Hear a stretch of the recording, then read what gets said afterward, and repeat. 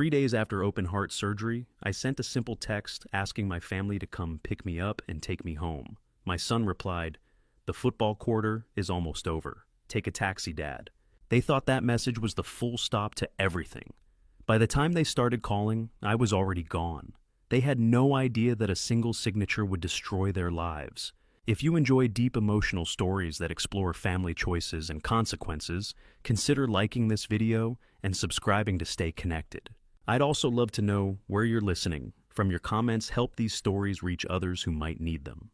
Just a brief note before we continue, this narrative includes dramatized elements used to highlight themes and lessons. Any similarities are coincidental, while the message is intended to encourage reflection. The automatic doors of Mercy Hospital slid open, hitting me with a blast of sterile air conditioning that made my chest ache. I sat in the wheelchair, clutching a small plastic bag containing my personal effects. My wallet, my keys, and a photo of my late wife, Coretta. The incision down the center of my chest felt like it was on fire.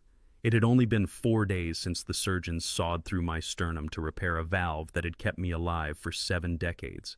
Every breath was a labor. Every movement sent a sharp electric shock radiating through my ribs. I looked at the clock on the wall. It was 2 p.m. on a Tuesday. The lobby was bustling with activity. I saw a young mother rushing to greet her husband, handing him a balloon that said, "Get well soon." I saw a teenage boy helping his grandfather into a car, carefully handling the old man's walker. I saw love in action. I saw duty. And I sat there invisible, tightening my grip on my phone. I opened the group chat named the Bennett family. It used to be active. Coretta used to send Bible verses and recipes. Now it was mostly just me sending updates that went ignored. I typed slowly, my fingers thick and calloused from 40 years of working as a mechanic. The doctor cleared me for discharge. "Can anyone pick me up? I am at the main entrance." I hit send.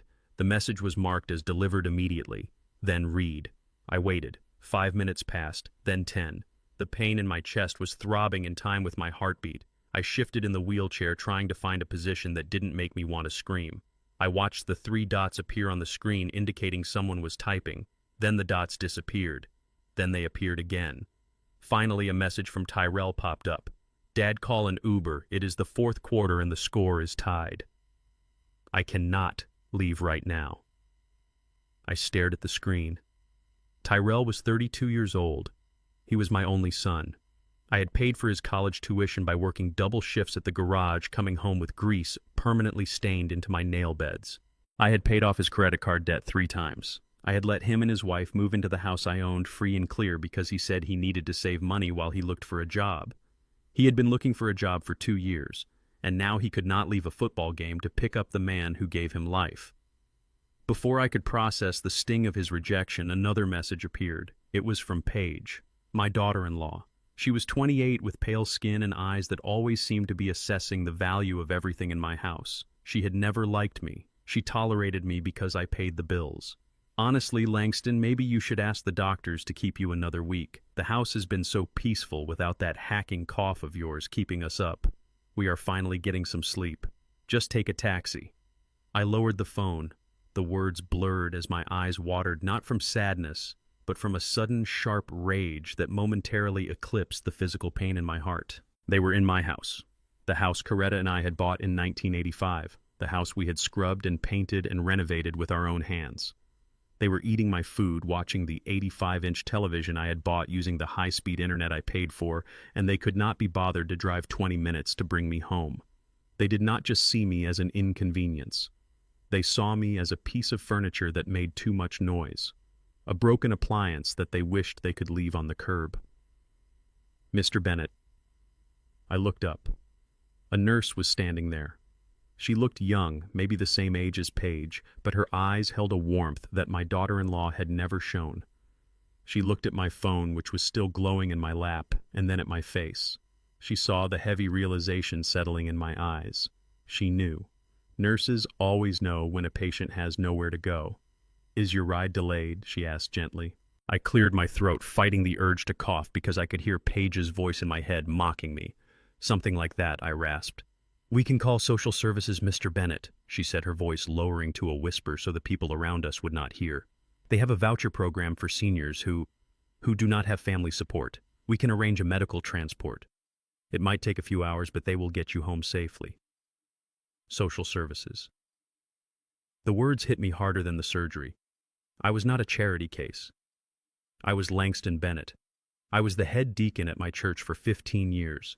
I was the man who fixed half the cars in this neighborhood. I had savings. I had dignity. Or at least I thought I did. No, I said, my voice firm despite the weakness in my body. I do not need charity. But sir, you just had major surgery. You should not be alone. I am not alone. I lied. I told them not to come. I did not want to ruin the game. The nurse looked at me with profound pity. That look was the final straw. I hated pity. I hated that my son had reduced me to a pitiful old man in a wheelchair lying to a stranger to protect his own pride. I pushed myself up from the wheelchair. The pain in my sternum was blinding like a hot knife twisting in the center of my chest. I gritted my teeth and forced my legs to hold my weight. I would not let them see me weak. I would not let Tyrell and Paige win. Mr. Bennett, please sit down, the nurse urged, reaching out to steady me. I am fine, I snapped, pulling my arm away. I am walking out of here. I took a step, then another. I walked toward the sliding glass doors, clutching my small plastic bag against my chest as if it were a shield. I stepped out into the humid afternoon air. The city noise was overwhelming, sirens, horns, the chatter of people. I walked to the curb, raising my hand to hail a taxi. My arms shook. My knees felt like water. But I stood there straight-backed, refusing to lean on the wall. A yellow cab pulled up. The driver was an older man with a gray beard and kind eyes. He looked at me, saw the hospital bracelet still on my wrist, saw the way I was holding my chest, and he jumped out to open the door for me. Easy does it, brother, he said, guiding me into the back seat. Take your time. I collapsed onto the vinyl seat, gasping for air. The physical exertion had nearly knocked me out. Where to, the driver asked, looking at me in the rearview mirror. I gave him my address. It was the address of the home I had built, the home where my wife had died in my arms, the home that was currently occupied by two parasites who wished I would never return. As the taxi pulled away from the hospital, I took my phone out of my pocket. I looked at the chat one last time. Tyrell had sent a gif of a football player dancing. Paige had reacted with a heart emoji. They were celebrating. They were happy I was gone. They thought I was just a senile old man who would take the abuse and come back begging for scraps of affection. They thought they had the power. I looked out the window as the city rolled by. I touched the scar beneath my shirt. My heart was weak, yes. It was stitched together and bruised, but it was still beating. And as long as it was beating, I was still the man of my house. I opened my banking app. I checked the balance. I checked the deed to my house, which I kept a digital copy of in my secure folder. Everything was in my name. Everything. I turned off my phone. Driver, I said, my voice gaining a sudden cold strength. Yeah, stop at that convenience store up ahead. The one on the corner of Martin Luther King Boulevard. You sure that is a rough spot, the driver warned. I am sure, I said. I need to buy a few things, and I am feeling lucky. I did not know it then, but that stop would be the most important decision of my life. I was about to walk into a situation that would test my heart more than the surgery ever did, and I was about to buy a piece of paper that would turn the tables on Tyrell and Paige so violently they would never see it coming. The taxi driver hesitated but pulled over. I needed water. I needed aspirin. And for some reason I felt the spirit of Coretta whispering to me. She used to play the lottery every Tuesday. She never won more than $10, but she always said, Langston, you never know when the Lord is going to bless you. I stepped out of the taxi, ignoring the pain, and walked into the store. The air smelled of stale coffee and cleaning fluid. I did not know that in the next 10 minutes I would be staring down the barrel of a gun and holding a ticket worth $80 million. But right now, all I knew was that I was going home to a war, and I intended to win. The taxi smelled of pine air freshener and stale cigarette smoke, but to me it smelled like freedom. The driver, whose license on the dashboard identified him as Allie, glanced at me in the rearview mirror with eyes full of genuine concern. He had dark skin and the weary look of a man who worked 14 hours a day to feed people he loved. He reminded me of myself 20 years ago, back when I would come home with grease under my fingernails and my back aching just to put food on the table for Tyrell. You okay back there, sir? Allie asked, his voice thick with an accent I could not place. Maybe Somali or Ethiopian. You hold your chest like it hurts. Do you want me to turn up the air conditioning? I am fine, son. I wheezed, shifting my weight to find a position that did not make my sternum feel like it was splitting open. Just a little soreness. I had surgery a few days ago. Surgery? Ali shook his head, his eyes widening. And nobody come for you. No son, no daughter. That is not right. In my country, the old men are kings. The family fights for the honor to drive them home. If my father was sick, I would sleep on the floor by his bed. I would not let him take a yellow cab. His words stung worse than the iodine on my incision. Here was a stranger, a man who probably had not seen his own father in years, giving me more respect in 5 minutes than my own son had given me in 5 years. Tyrell was probably still on the couch drinking the beer I paid for, screaming at the television while his wife complained about the air conditioning bill. It is a busy time, I lied, looking out the window to avoid Ali's gaze. Everyone is working. Ali did not say anything, but I saw him frown. He knew I was lying. We drove in silence for a few blocks until the brake lights ahead of us turned into a sea of red. Traffic was gridlocked. We were stuck on the edge of the east side, a neighborhood that had seen better days. The buildings were boarded up and graffiti covered the brick walls like scars. Young men stood on the corners watching the cars go by with hungry, desperate eyes. "Looks like we are stuck," Ali said, tapping the steering wheel. "There is a protest or an accident up ahead. We might be here a while." My throat felt like sandpaper. The hospital air had dried me out and the stress was making my mouth taste like old pennies. I looked to my right and saw a neon sign flickering in the twilight. A convenience store. It looked run down with bars on the windows and a door that looked like it had been kicked in a few times, but it was open. "I need water," I said, unbuckling my seatbelt. "I will be right back." "Sir, you should not go out there," Ali warned, turning around. "This is not a good place for a walk, especially not with that hospital bracelet on your wrist. Let me go for you." "No," I insisted, pushing the door open. "I need to move. I need to feel my legs. Just keep the meter running." I stepped out onto the cracked pavement. The humid air hit me instantly heavy and thick. I walked slowly, clutching the cane the hospital physical therapist had insisted I take. It was a sturdy metal stick, and right now it was the only thing keeping me upright. I made my way to the store entrance, ignoring the stares of 2 teenagers leaning against a brick wall. They looked at my gray hair and my slow gait and saw prey. I looked back at them with the hard eyes of a man who had worked in a garage for 40 years dealing with cheats and hustlers. They looked away first. The bell above the door jingled as I walked in.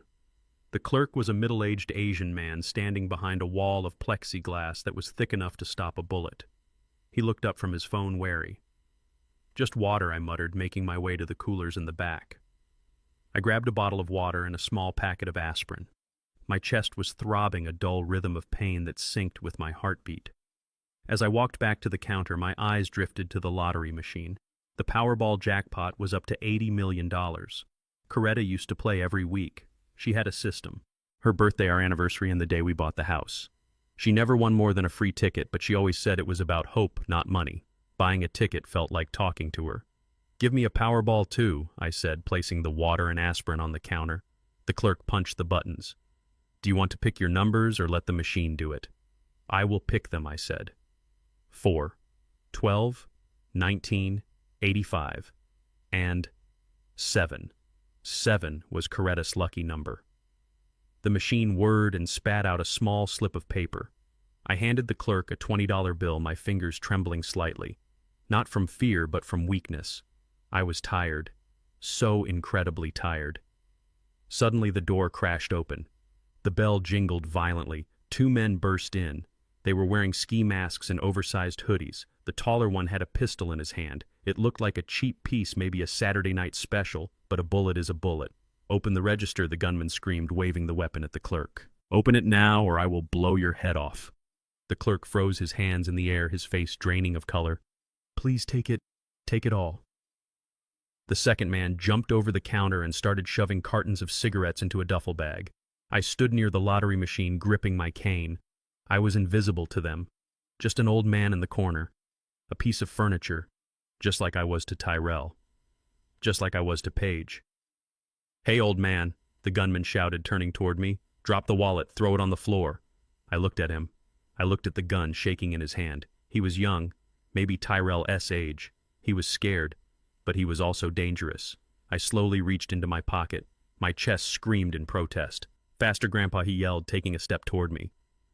Something inside me snapped. Maybe it was the medication. Maybe it was the pain. Or maybe it was the realization that I had spent my whole life being careful, working hard, playing by the rules, and I had still ended up alone in a convenience store facing a gun while my son watched football. I was done being a victim. I pulled out my wallet, but I let it drop to the side, distracting him for a fraction of a second. As his eyes followed the leather splashing onto the dirty tile, I shifted my weight. I was a mechanic. I knew about leverage. I knew about torque. And I knew that a metal cane swung with the full weight of a 200-pound man could break bone. I did not think. I swung. I brought the cane down in a vicious arc, aiming not for his head, but for his wrist. The sound was sickening, a loud crack like a dry branch snapping in a storm. The gunman screamed a high-pitched wail of agony, and the pistol clattered to the floor.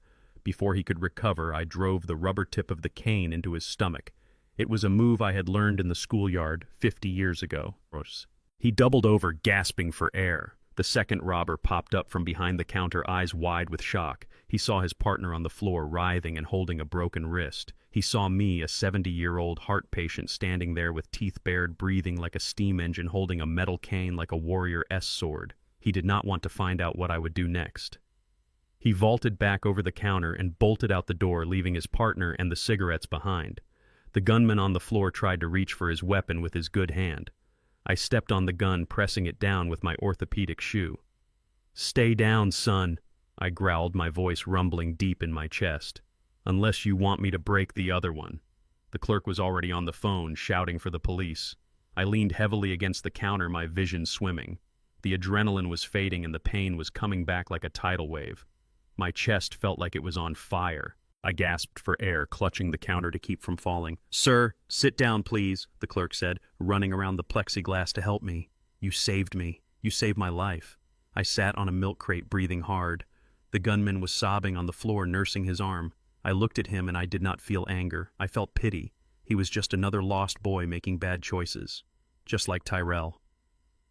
Sirens wailed in the distance, getting closer. Blue and red lights flashed against the store windows. Within minutes, the place was swarming with cops. And then the cameras arrived. Apparently, there had been a news crew nearby covering the traffic jam. When they heard the police scanner call about a robbery in progress and an elderly victim fighting back, they descended like vultures. I walked out of the store, supported by a paramedic who wanted to take me back to the hospital. "No hospital," I insisted. "I am going home." A young woman with a microphone and perfect hair shoved her way to the front. "Sir, can you tell us what happened inside? We heard you fought off an armed robber with a cane. Is that true?" I looked at the camera. I saw the red light blinking. I knew this would be on the evening news. "I just wanted to buy some water," I said, my voice raspy and tired. "A man has a right to buy water without getting a gun shoved in his face." "You are a hero, sir," the reporter said. "You just had heart surgery, is that correct?" "Yeah," I said, 4 days ago. "And you still took him down. That is incredible. What gave you the strength?" I touched the pocket of my shirt. The lottery ticket was there, crinkled and warm against my chest, right next to the long, angry scar that ran down my sternum. "I just wanted to go home," I said. "I have a son waiting for me." The lie tasted bitter. My son was not waiting. He was tolerating my existence. "Can we get your name, sir?" the reporter asked. "Langston Bennett," I said. The paramedics checked my vitals. My blood pressure was high, but my heart was holding steady. It was a tough old heart. It had survived grief, poverty, and betrayal. A robber was nothing compared to that. I saw Ali, the taxi driver, standing by his cab, waving his arms at the police to let him through. He had waited. He had not driven off. "That is my ride," I said, pushing past the reporter. "Mr. Bennett." "One more question," she shouted. I ignored her. I climbed back into the taxi, moving slowly, feeling every bruise and every stitch. Ali looked at me with wide eyes. "You are a crazy man, Baba," he said, shaking his head but smiling. "You fight the bad guys. You are like action movie star. Just drive, Ali," I said, closing my eyes. "Just take me home." As the taxi pulled away from the chaos, I reached into my pocket and pulled out the slip of paper, the lottery ticket. I smoothed it out on my knee. 4, 12, 19, 85. 7. I did not know if the numbers were winners. I did not care. I just folded the ticket carefully, making sure the corners were sharp, and slid it into my breast pocket directly over my heart. It sat there, a thin piece of paper separating my skin from the world. I did not know it then, but that piece of paper was a bomb waiting to go off.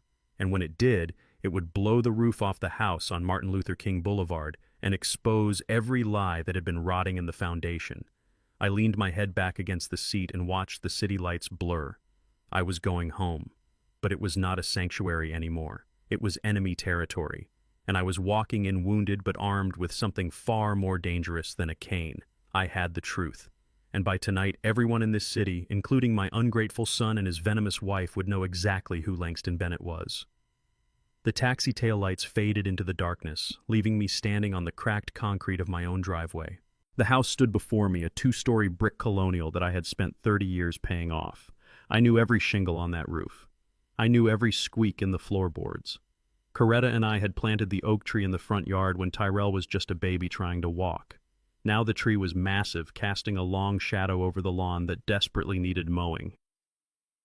I limped toward the front door, clutching my plastic bag of hospital belongings.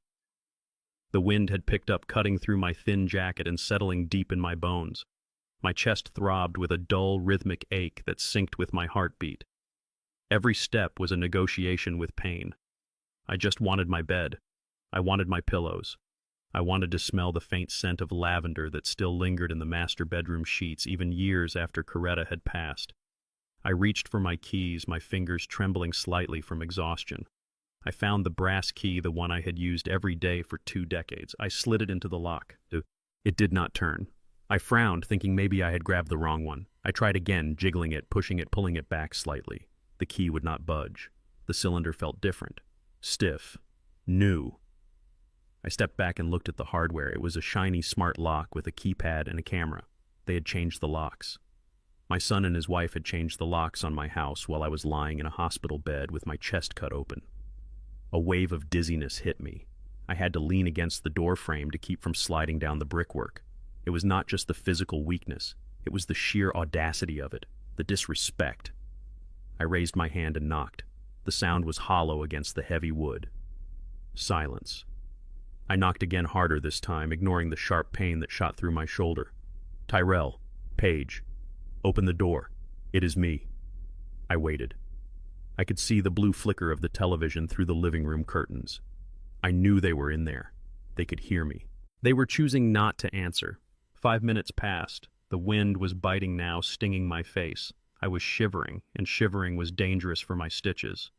I felt like a beggar on my own porch, a stranger asking for alms at the castle gate. I pounded on the door with the handle of my cane. The metal rang out loud and angry. "Open this door, Tyrell." Finally, the porch light flicked on, blinding me for a second. I heard the electronic whir of the new lock disengaging. The door swung open, but only halfway. Paige stood there, blocking the entrance. She was wearing a silk robe that I recognized from a luxury catalog that had arrived in the mail last week addressed to her. In her hand, she held a glass of white wine. The condensation on the glass told me it was chilled perfectly, unlike me shivering on the doorstep.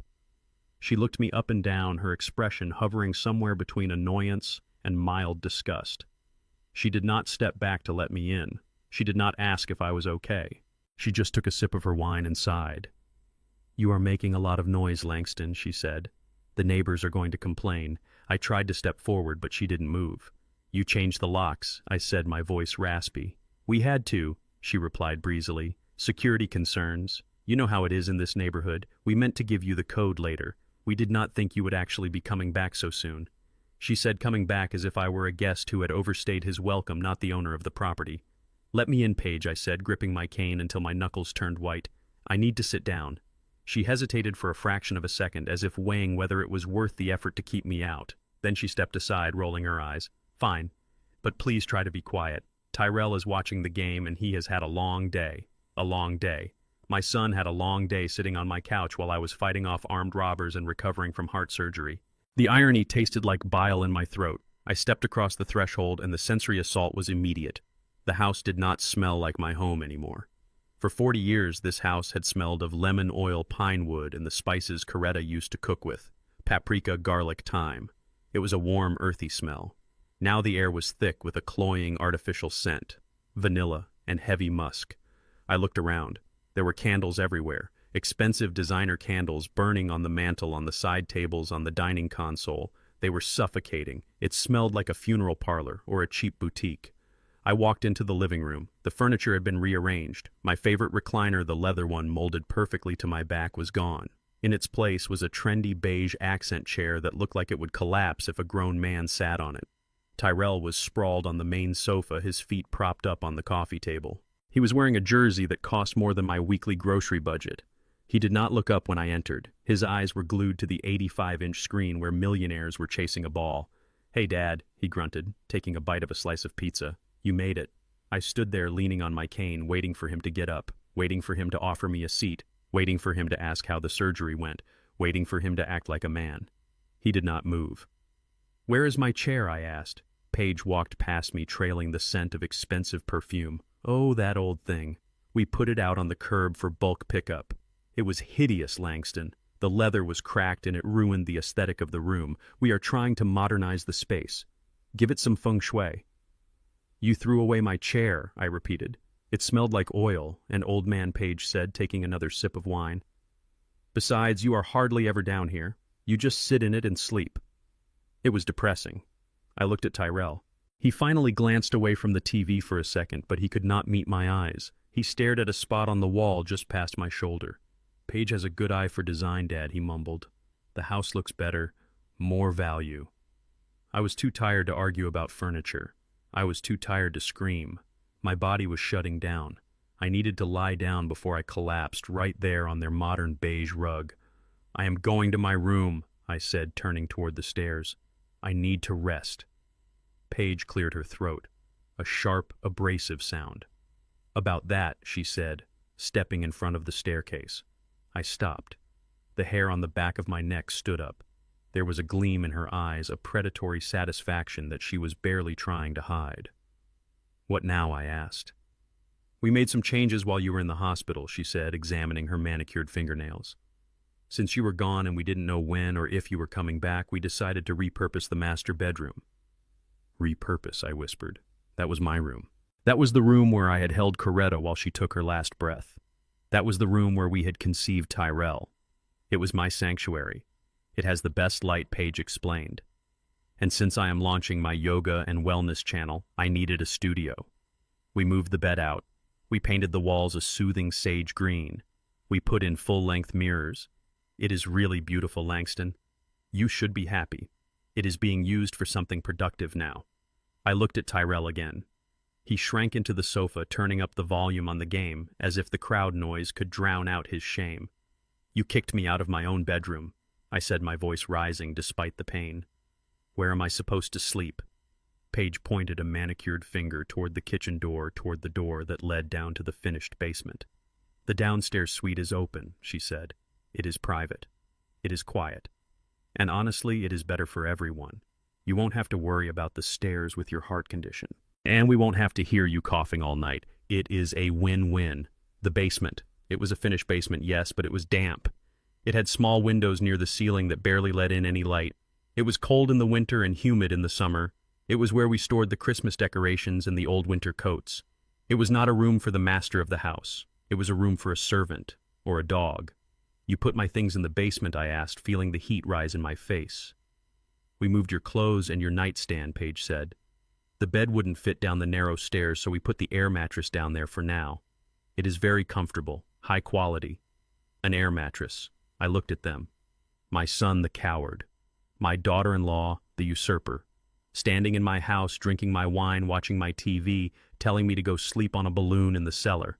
I gripped my cane. I wanted to use it. I wanted to smash the expensive candles. I wanted to shatter the TV screen. I wanted to tear down the sage green walls. But then I felt the crinkle of paper in my shirt pocket. The lottery ticket. $80 million. If I exploded now, if I kicked them out tonight, they would fight me. They would claim squatter rights. They would drag me through court. And in my condition, the stress might kill me before I ever saw a dime. No, I needed to be smarter. I needed to be cold. I took a deep breath. The pain in my chest flared hot and sharp, but I forced a smile, a tight, painful grimace. "You are right," I said. "The stairs are hard. The basement is better." Paige looked surprised. She had expected a fight. She had her claws out ready to scratch, but now she had nothing to strike. She looked disappointed. "Good," she said, sniffing. "I am glad you are being reasonable for once. Dinner is leftovers in the fridge if you are hungry. We already ate." I walked past them. I walked through the kitchen, which was filled with dirty dishes they hadn't bothered to wash.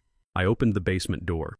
A draft of musty, cool air hit me. It smelled of mildew and neglect. I navigated the steep wooden steps one by one, clutching the railing. My legs were shaking so badly I almost fell twice. When I reached the bottom, I pulled the string for the single overhead bulb. The room was bleak. My clothes were piled in garbage bags in the corner. My nightstand was there, scratched from being dragged down the stairs. And in the center of the concrete floor was a deflated air mattress with a single thin blanket thrown over it. This was my homecoming. I sat on the edge of the mattress, which sank nearly to the floor under my weight. I was 70 years old. I had worked since I was 12, and this was what I had to show for it.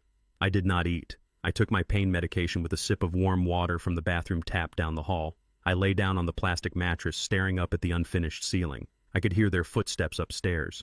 I could hear the muffled thumping of the television base. I closed my eyes, but sleep wouldn't come. The pain was too intense and my mind was racing. Hours passed. The house grew quiet. The television turned off. I heard them walking above me, heading toward my old bedroom. The floorboards creaked. I knew exactly where they were stepping. I lay in the darkness, listening. The ventilation system in this house was old. The ducts carried sound like a telephone wire, especially from the master bedroom down to the basement utility room, which was just behind a thin drywall partition near my head. I heard voices, clear as day.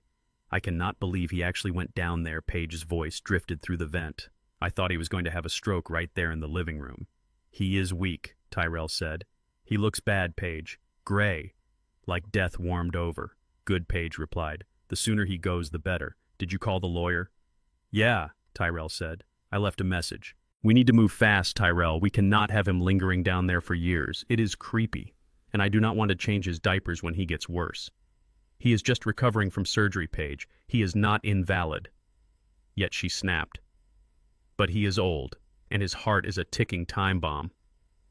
"Listen, I was looking at the assisted living facilities today." "You mean the nursing homes? Whatever. There is one on the state line. It is state-funded. It is cheap. It smells like bleach and boiled cabbage, but they will take him with his Medicaid. We just need to prove he cannot take care of himself." "How do we do that?" "We document it. He is confused. He is aggressive. He falls. If we report that he is a danger to himself, the state will step in. We can get power of attorney, Tyrell, and once we have that, we can sell this dump." "This is not a dump," Tyrell said defensively. "It is dated. It is old. But the land is worth a fortune. We sell the house, put him in the facility, and use the equity to buy that condo downtown, the one with the pool, the one I actually deserve." I lay frozen in the dark. My breath hitched in my throat. They were not just being cruel. They were plotting.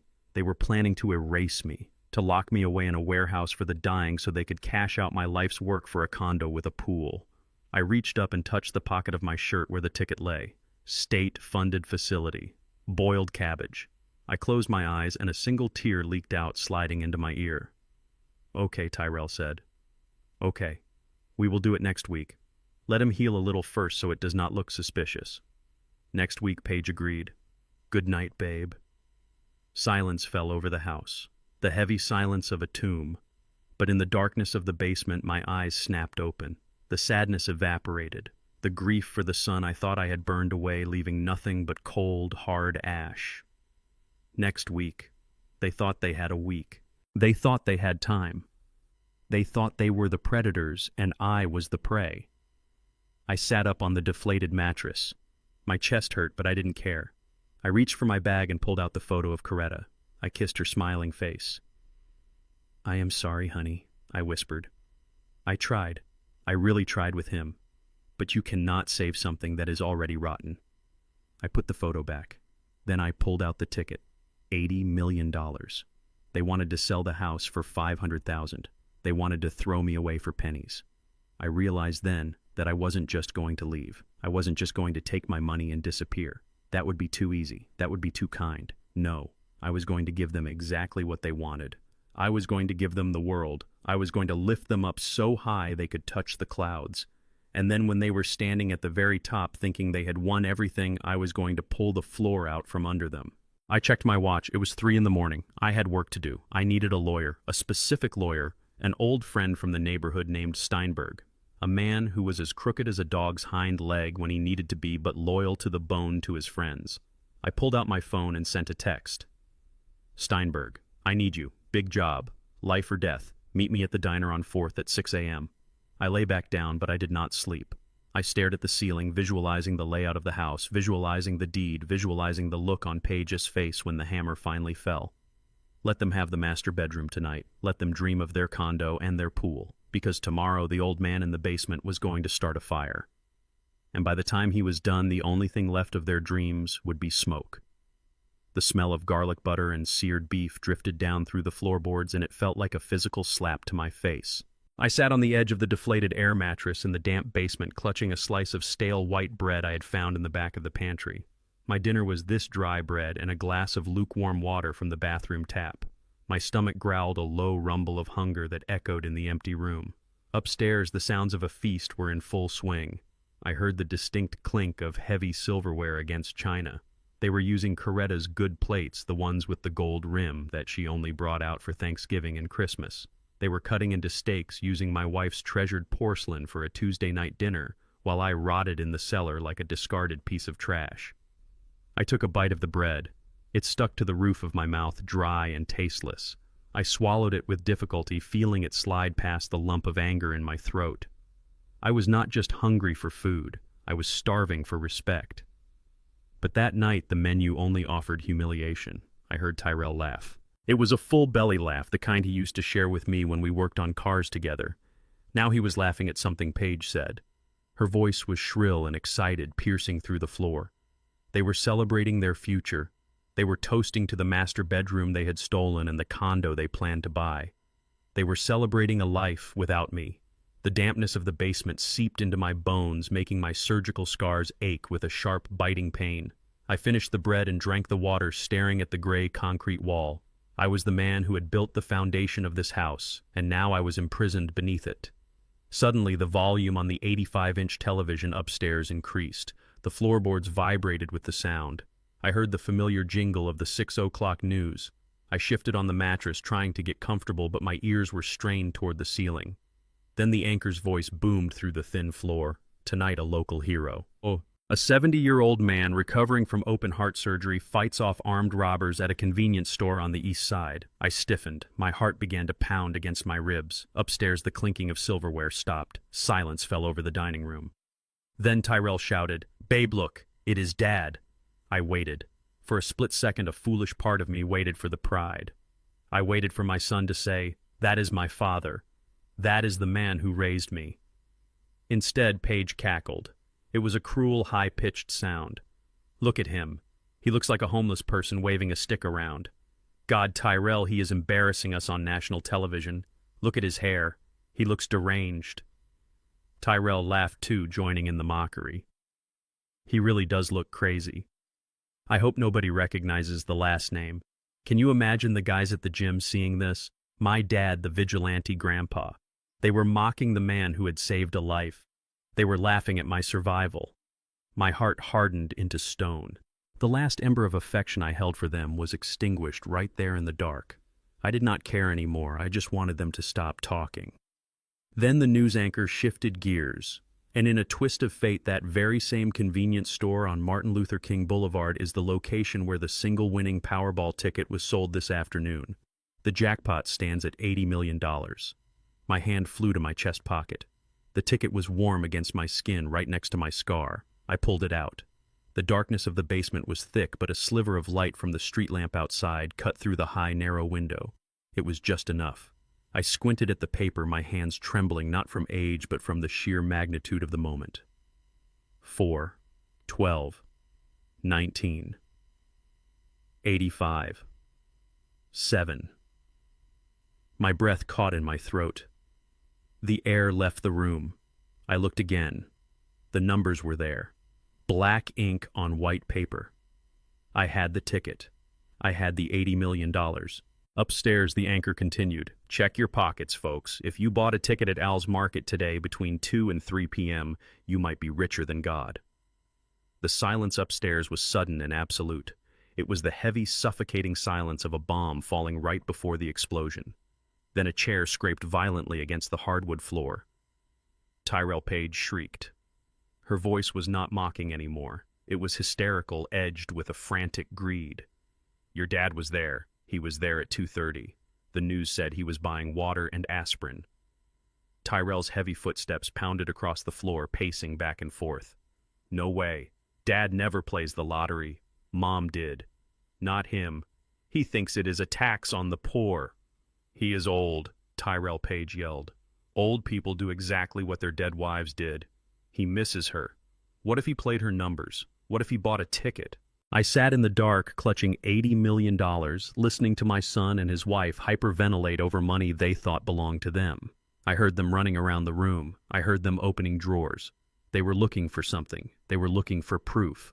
The realization hit me with the force of a physical blow.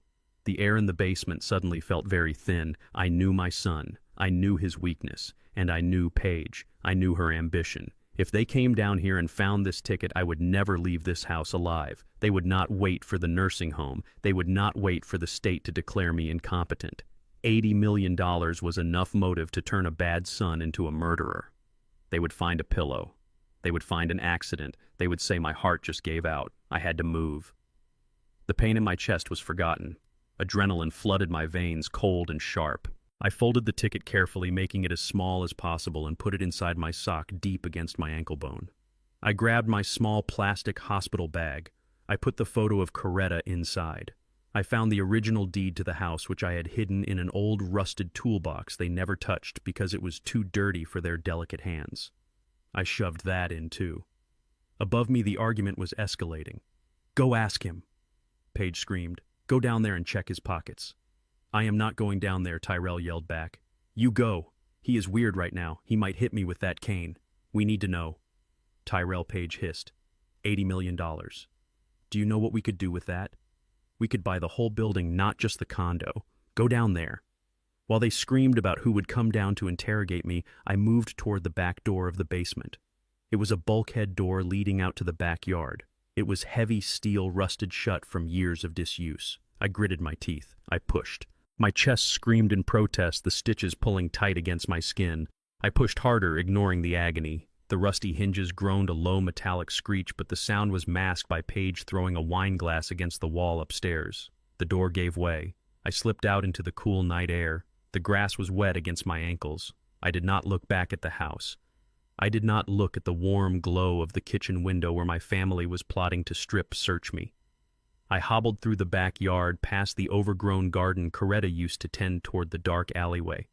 I was leaving my home. I was leaving the life I had built for 40 years, but I was taking my dignity and $80 million with me. I reached the street and kept walking one painful step at a time, staying in the shadows until the house was just a dark shape behind me. I was a ghost now, a rich, vengeful ghost, and they would not see me again until I was ready to bring their world crashing down. The marble lobby of the Grand Ellington Hotel was so polished I could see the reflection of my worn sneakers on the floor. I walked up to the front desk, clutching my plastic hospital bag like a drifter who had wandered in from the cold.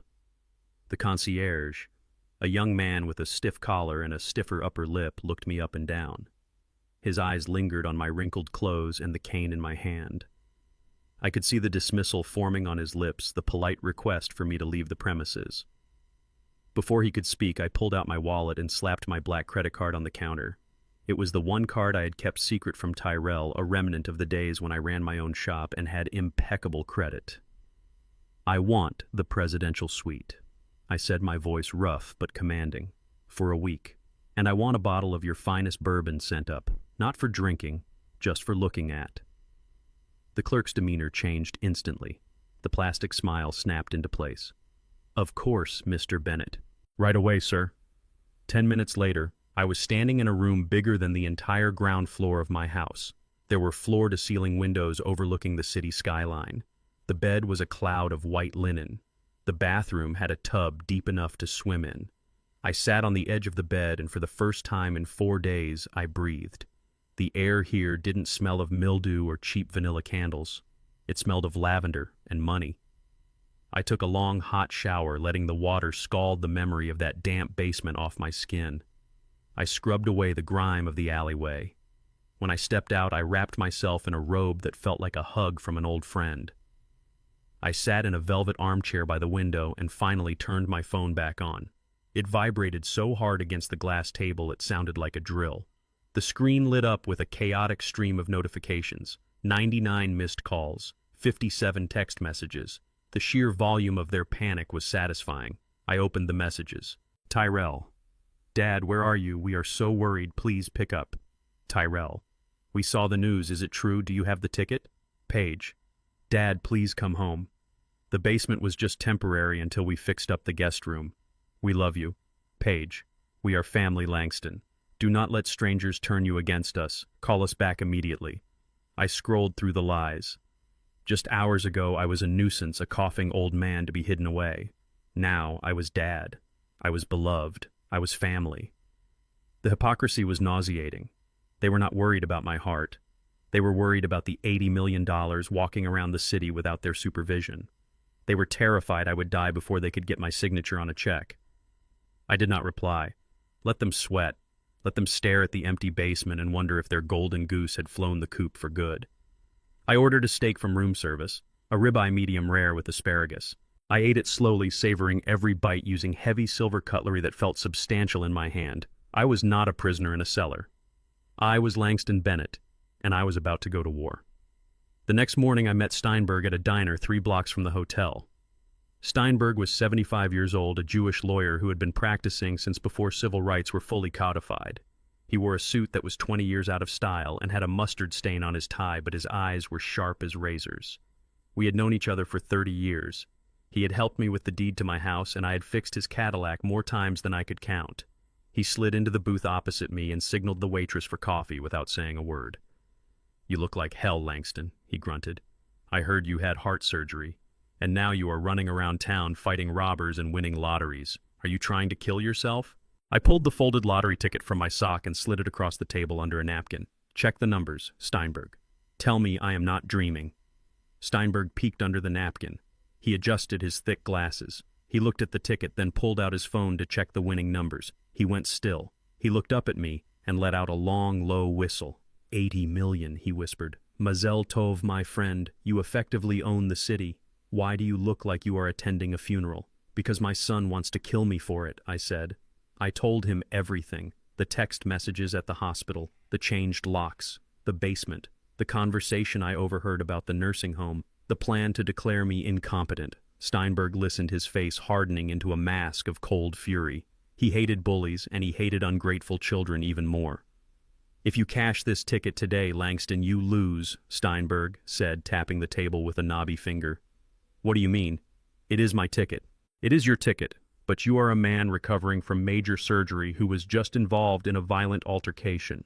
If you claim this money, Tyrell and his wife will file an emergency petition for guardianship. They will say the anesthesia scrambled your brains. They will say the trauma made you unstable. They will find a crooked doctor to testify that you cannot manage your own affairs. A judge might freeze the assets while they investigate, and during that investigation you could have a tragic accident on the stairs. Do you understand me?" I felt a chill that had nothing to do with the air conditioning. They would use the legal system to put a leash on me. "So what do?" I asked. "We set a trap." Steinberg said, a wicked grin spreading across his face. "We make them believe you are exactly what they say you are. Confused, senile, weak. We make them think the ticket is lost or that you are too out of it to cash it." "Why?" "Because greedy people make mistakes when they think they have won," Steinberg explained. "We need to insulate your assets before the money hits your account.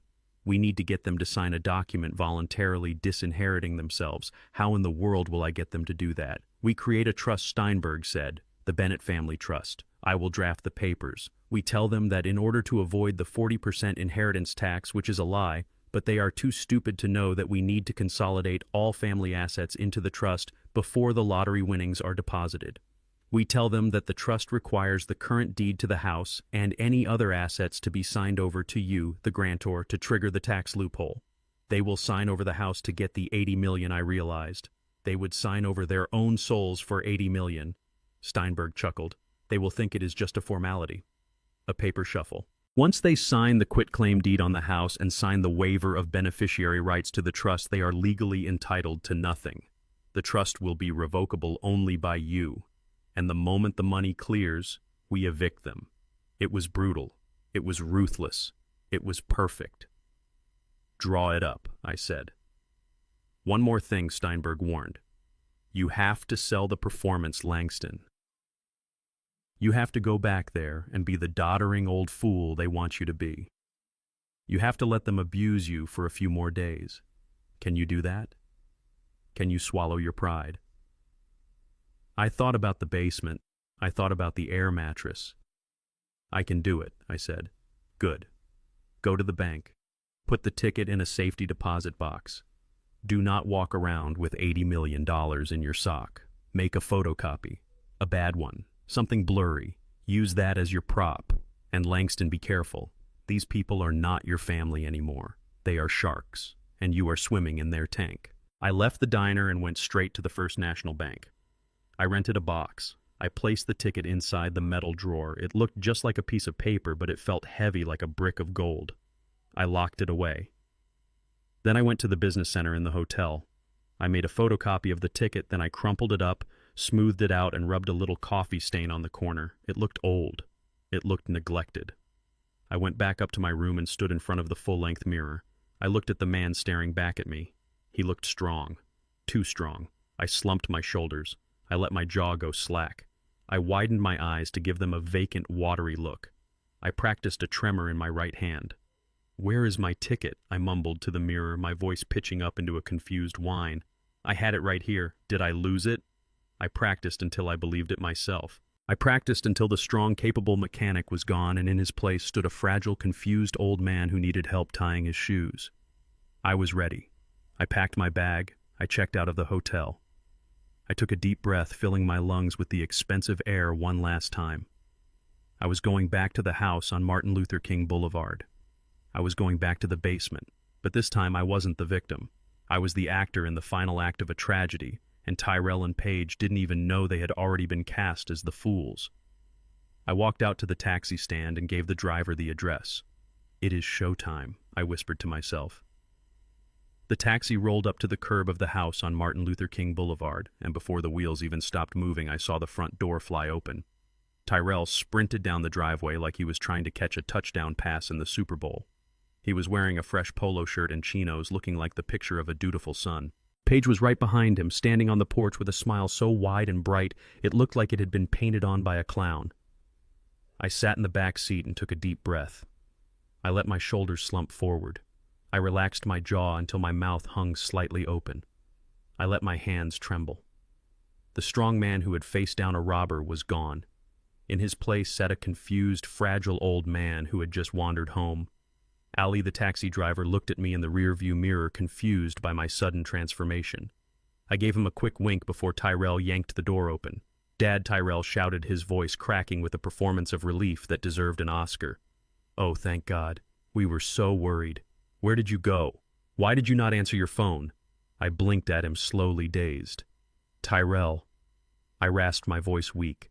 "Is that you, son? I got lost. The city is so big." Tyrell reached in and unbuckled my seatbelt. His hands were gentle, almost reverent. This was the same man who told me to call an Uber yesterday because the game was tied. Now he was treating me like I was made of spun glass. "I got you, Dad. I got you. Let me help you up." He practically lifted me out of the car. I put all my weight on him, letting him groan under the strain. I wanted him to feel the burden of the father he had tried to throw away. Paige came running down the steps. She wasn't holding a glass of wine today. She was wringing her hands together, her eyes scanning me up and down, looking for one thing and one thing only. "The ticket." "Langston," she cooed. "You poor thing, you must be exhausted. Come inside." We made breakfast. We made a feast. They guided me into the house. The smell hit me immediately.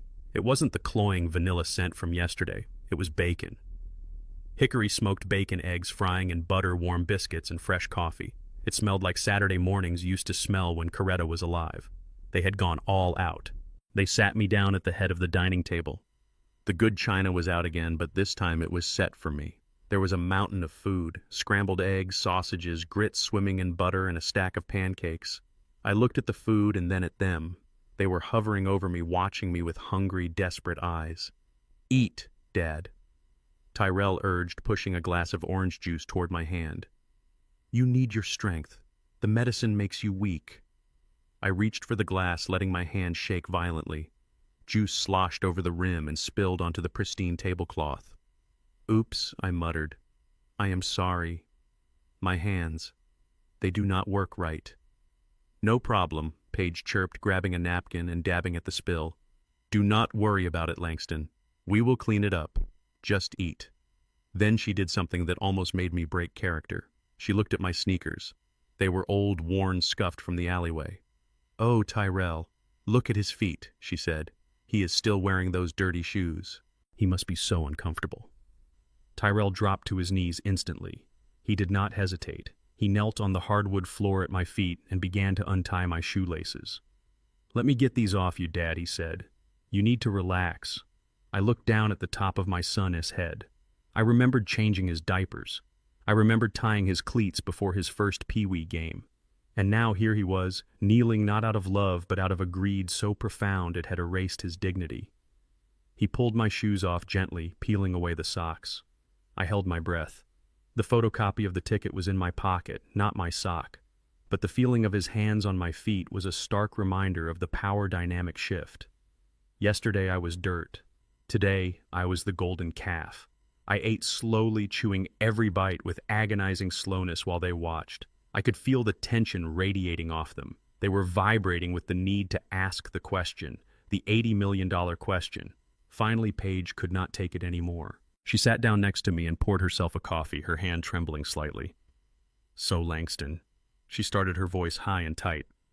"We saw the news last night. About the robbery." I stopped chewing. I stared at a piece of bacon.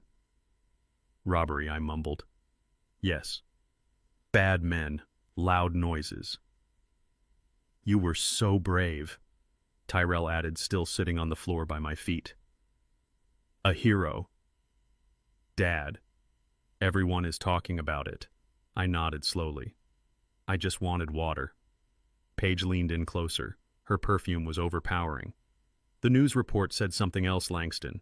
They said the winning Powerball ticket was sold at that store, at the exact time you were there." The room went deadly silent. I could hear the refrigerator humming in the kitchen. I could hear Tyrell's breathing hitch. "Ticket," I repeated, testing the word like it was foreign. "Yes, Dad," Tyrell said, getting up to his knees. "The lottery. Did you buy a ticket? Mom's numbers, remember?" I frowned. I scrunched up my face, looking like I was trying to solve a complex math problem in my head. "Coretta," I whispered. "Yes, I missed her. I wanted to play her numbers." Paige let out a small gasp. "So you did play? You bought a ticket?" I nodded. "I think so. Yes." The machine made a noise. "Where is it?" Langston Paige asked, her eyes wide and manic. "Where is the ticket?" I patted my chest pocket, then my pants pockets. I looked around the table. I started to check the floor. "It was here," I said, my voice rising in panic. "It was a little piece of white paper. I had it." "Did you put it in your wallet?" Tyrell asked, grabbing my jacket from the back of the chair and rifling through it.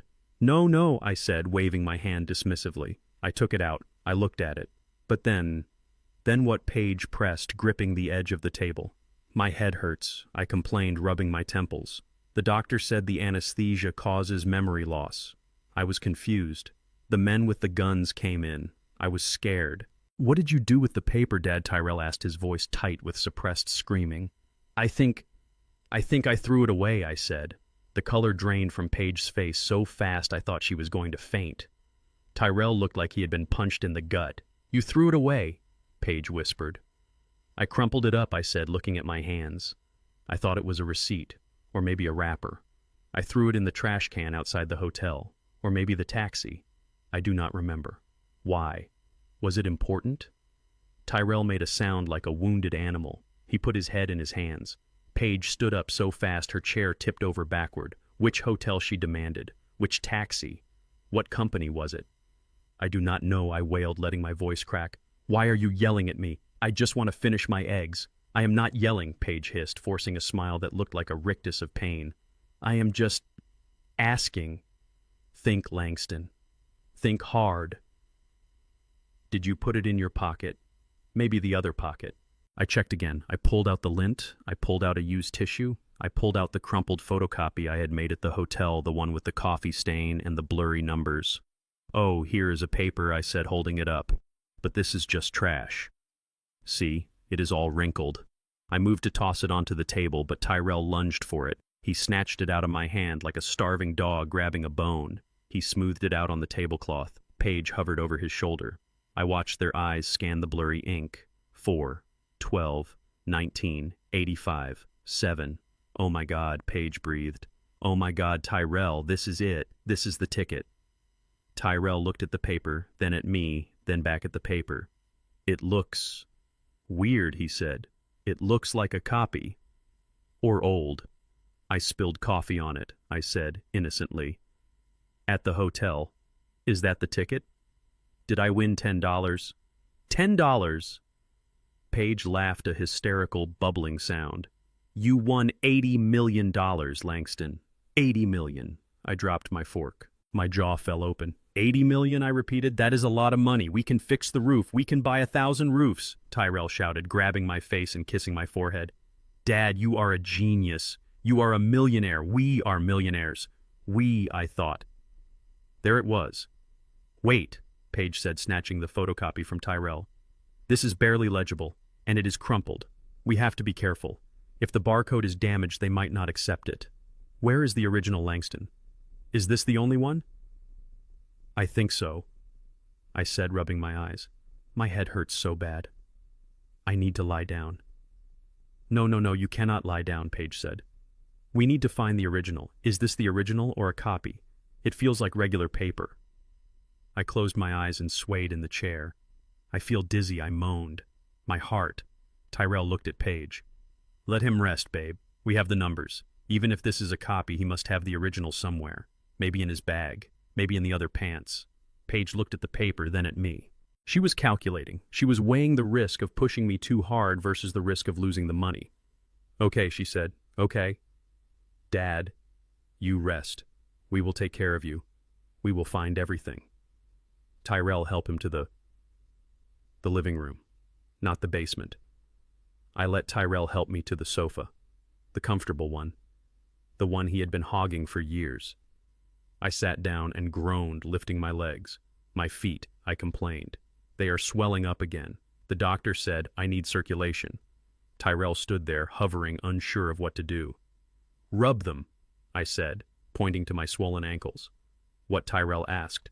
My feet, I said. Rub them. The doctor said, massage helps the heart, unless you want me to have another attack right here. Tyrell looked at Paige. Paige nodded sharply, mouthing the words, 80 million. Tyrell sighed. He sat on the coffee table. He took my foot, the one with the dry skin and the thick yellow nails, and he placed it in his lap. He started to rub. Harder, I commanded. It hurts deep in the bone. My son, who thought he was too good to work, who thought manual labor was beneath him, began to massage my feet with the intensity of a man trying to scrub away his sins. I leaned back and closed my eyes, hiding the gleam of triumph. Paige, I called out. Yes, Langston, she answered from the kitchen, where she was frantically searching my hospital bag. I am hungry again, I said. But not for eggs. I want soup. We have canned soup, she said. No, I said. I want Coretta S soup, the Southern-style chicken stew, the one with the homemade dumplings. It takes about 4 hours to make. You have to chop the celery very fine, and you have to debone the chicken by hand. Paige froze. I knew she hated cooking. I knew she hated touching raw meat. She bought pre-cut vegetables and ordered takeout. Langston, that takes all day, she said, her voice tight. It comforts me, I said, letting my voice tremble. It makes me feel safe. When I feel safe, I remember things better. Maybe I will remember where I put the other papers. The bait was taken. "I will start it right now," she said, slamming a cabinet door. I sat there on the soft sofa getting a foot massage from my son while my daughter-in-law chopped onions in the kitchen, cursing under her breath. I watched the dust motes dancing in the sunlight streaming through the window. I remembered the basement. I remembered the air mattress. "A little to the left, Tyrell," I said, closing my eyes, "and use 2 hands. Do not be lazy. They wanted the money. They wanted the power. Well, they were going to work for it. They were going to serve the man they tried to bury. And when they were exhausted, when they had given me everything they had, I was going to show them exactly what their service was worth. Nothing. The chicken soup was salty and the dumplings were undercooked, but I ate every bite while Paige watched me with the intensity of a hawk circling a field mouse. I wiped my mouth with the linen napkin and let out a long, weary sigh. My gaze drifted toward the wall of bookshelves in the den. It was Coretta's library.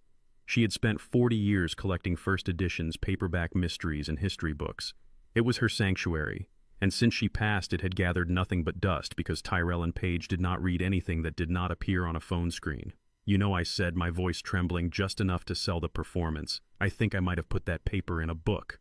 The silence in the room broke instantly. Paige dropped the dish towel she was holding. Tyrell froze mid-massage on my left foot. "A book?" Tyrell asked, his eyes darting to the hundreds of volumes lining the walls. "Which book, Dad?" I frowned, rubbing my temples as if the effort of thinking was physically painful. "I do not know, son." I was confused. The doctor said the anesthesia messes with the short-term memory. I just remember opening a book, maybe a blue one, or a red one. I wanted to keep it safe, like pressing a flower. Paige was already moving. She marched into the den, her eyes scanning the shelves with a mixture of greed and exhaustion. There were easily 500 books on those shelves. "Well," she said, snapping her fingers at Tyrell, "do not just sit there rubbing his feet. Start looking." "What about Dad?" Tyrell asked. "He is fine," Paige hissed. "He ate his soup." "Get up, Tyrell. We have to find that ticket." I watched from the comfort of the sofa as my son and his wife descended upon my wife's legacy like a swarm of locusts. At first they were careful. They pulled books out one by one, shaking them gently by the spine, hoping the slip of paper would flutter out. They checked the blue books first, then the red ones. Nothing. "Check them all," Paige commanded, her voice rising an octave. He said he was confused. It could be in any of them. The carefulness evaporated. Desperation took over. Tyrell started grabbing handfuls of paperbacks, ripping them off the shelves and fanning the pages aggressively. Books fell to the floor with heavy thuds. Dust billowed into the air, creating a haze in the afternoon sunlight. I watched Paige grab a vintage copy of Invisible Man, a book Coretta had treasured. She shook it violently, and when nothing fell out, she tossed it onto a pile of other discarded volumes, bending the cover. My heart clenched, but I kept my face impassive. They were destroying the physical memories of this house, but I reminded myself that they had already destroyed the spirit of it long ago. "Faster." Paige coughed, waving away the dust cloud. "It has to be here." I leaned back, closing my eyes, listening to the sound of tearing paper and thumping books. It sounded like rats scurrying in the walls. They were sweating. I could hear Tyrell grunting with effort, climbing the small ladder to reach the top shelves. "Is this it?" Tyrell yelled, holding up a bookmark. "No, you idiot, that is a piece of cardboard," Paige screamed back. "Keep looking." I let them dig for an hour. I let them turn the orderly library into a disaster zone. The floor was littered with literature. The air was thick with dust mites. They were coughing, sneezing, and cursing each other under their breath. I heard Paige mutter that I was a senile old bat who should have been put in a home years ago. I heard Tyrell agree, saying he wished I had just stayed in the hospital so they could have sold the books by the pound. It was music to my ears. I decided it was time to turn the screw a little tighter. I needed to ensure they were completely pliable, completely desperate before I reeled them in. "Tyrell," I called out, my voice weak and raspy. "What, Dad?" He barked from the den, sounding out of breath. "I need my reading glasses," I said, "and the folder from my nightstand, the blue one." Tyrell appeared in the doorway, covered in dust, his hair wild, his shirt stained with sweat. He looked at me with open hostility. "Why?" he asked. "We are busy looking for your $80 million, Dad. Can the reading wait?" I sighed, shifting on the sofa and clutching my chest. "It is not for reading," I said. I feel so tired, Tyrell. My heart feels heavy. I do not think I can manage this house anymore. The stairs, the maintenance, it is too much." Tyrell's expression shifted, the hostility dampening slightly, replaced by curiosity. What are you saying, Dad? I pointed to the basement door. Go get the blue folder from the nightstand downstairs. I drafted some papers a few months ago, just in case. I think I am ready to sign them. It is a power of attorney and a deed transfer. I just want to give you the house, Tyrell. You and Paige. I just want to rest. Tyrell stood frozen for a second, processing the words. Deed transfer. Power of attorney. This was the Holy Grail. This was what they had been plotting for in the dark. This was the condo with the pool. He did not walk to the basement. He ran. I heard him thundering down the stairs. Moments later, he sprinted back up, clutching the blue folder I had planted there before I left for the hospital. It contained a very official-looking document that I had typed up myself using legal jargon I found on the internet. It looked real. It had lines for signatures and dates. He practically threw it into my lap. Here, Dad, he said, breathless.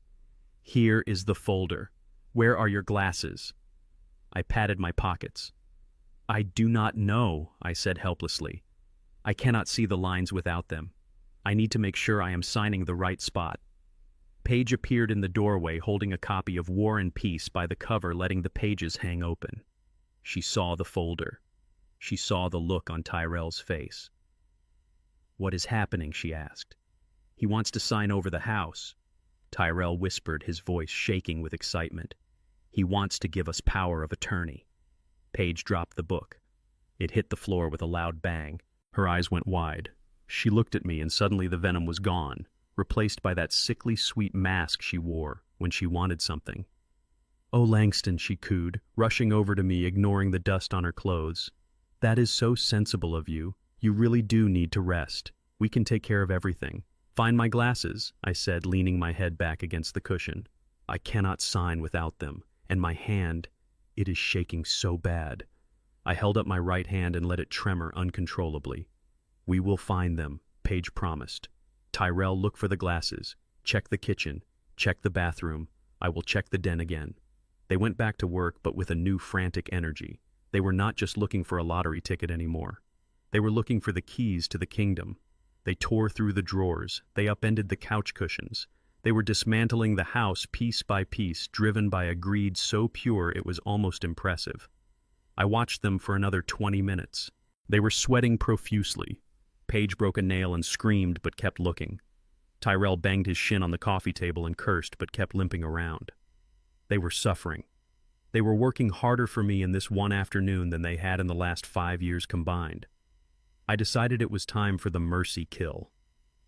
Or rather, the kill. Wait, I said, sitting up straight. They both froze, turning to look at me. What is it?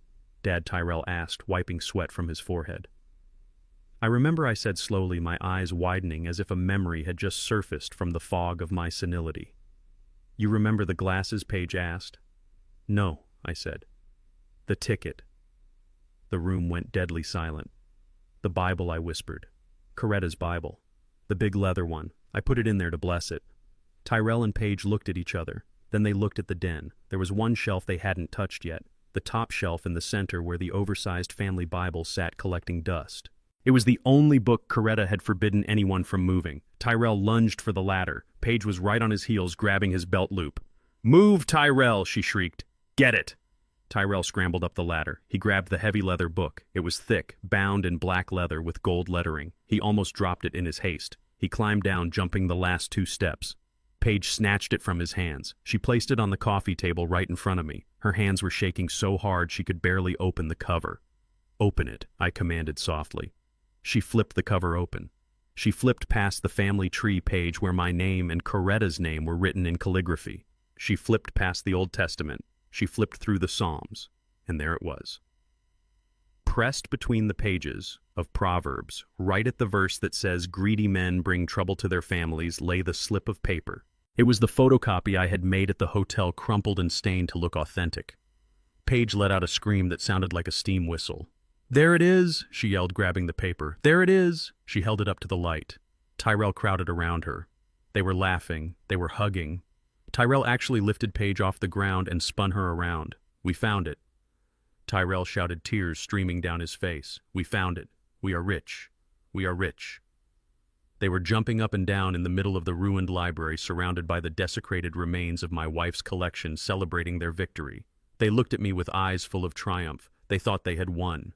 They thought they had the money, and the house, and the power. Before I reveal what happened next, pause for a moment and comment the number 80 below. So I know you're still here with me, then keep watching, and you'll understand why that number matters and what follows.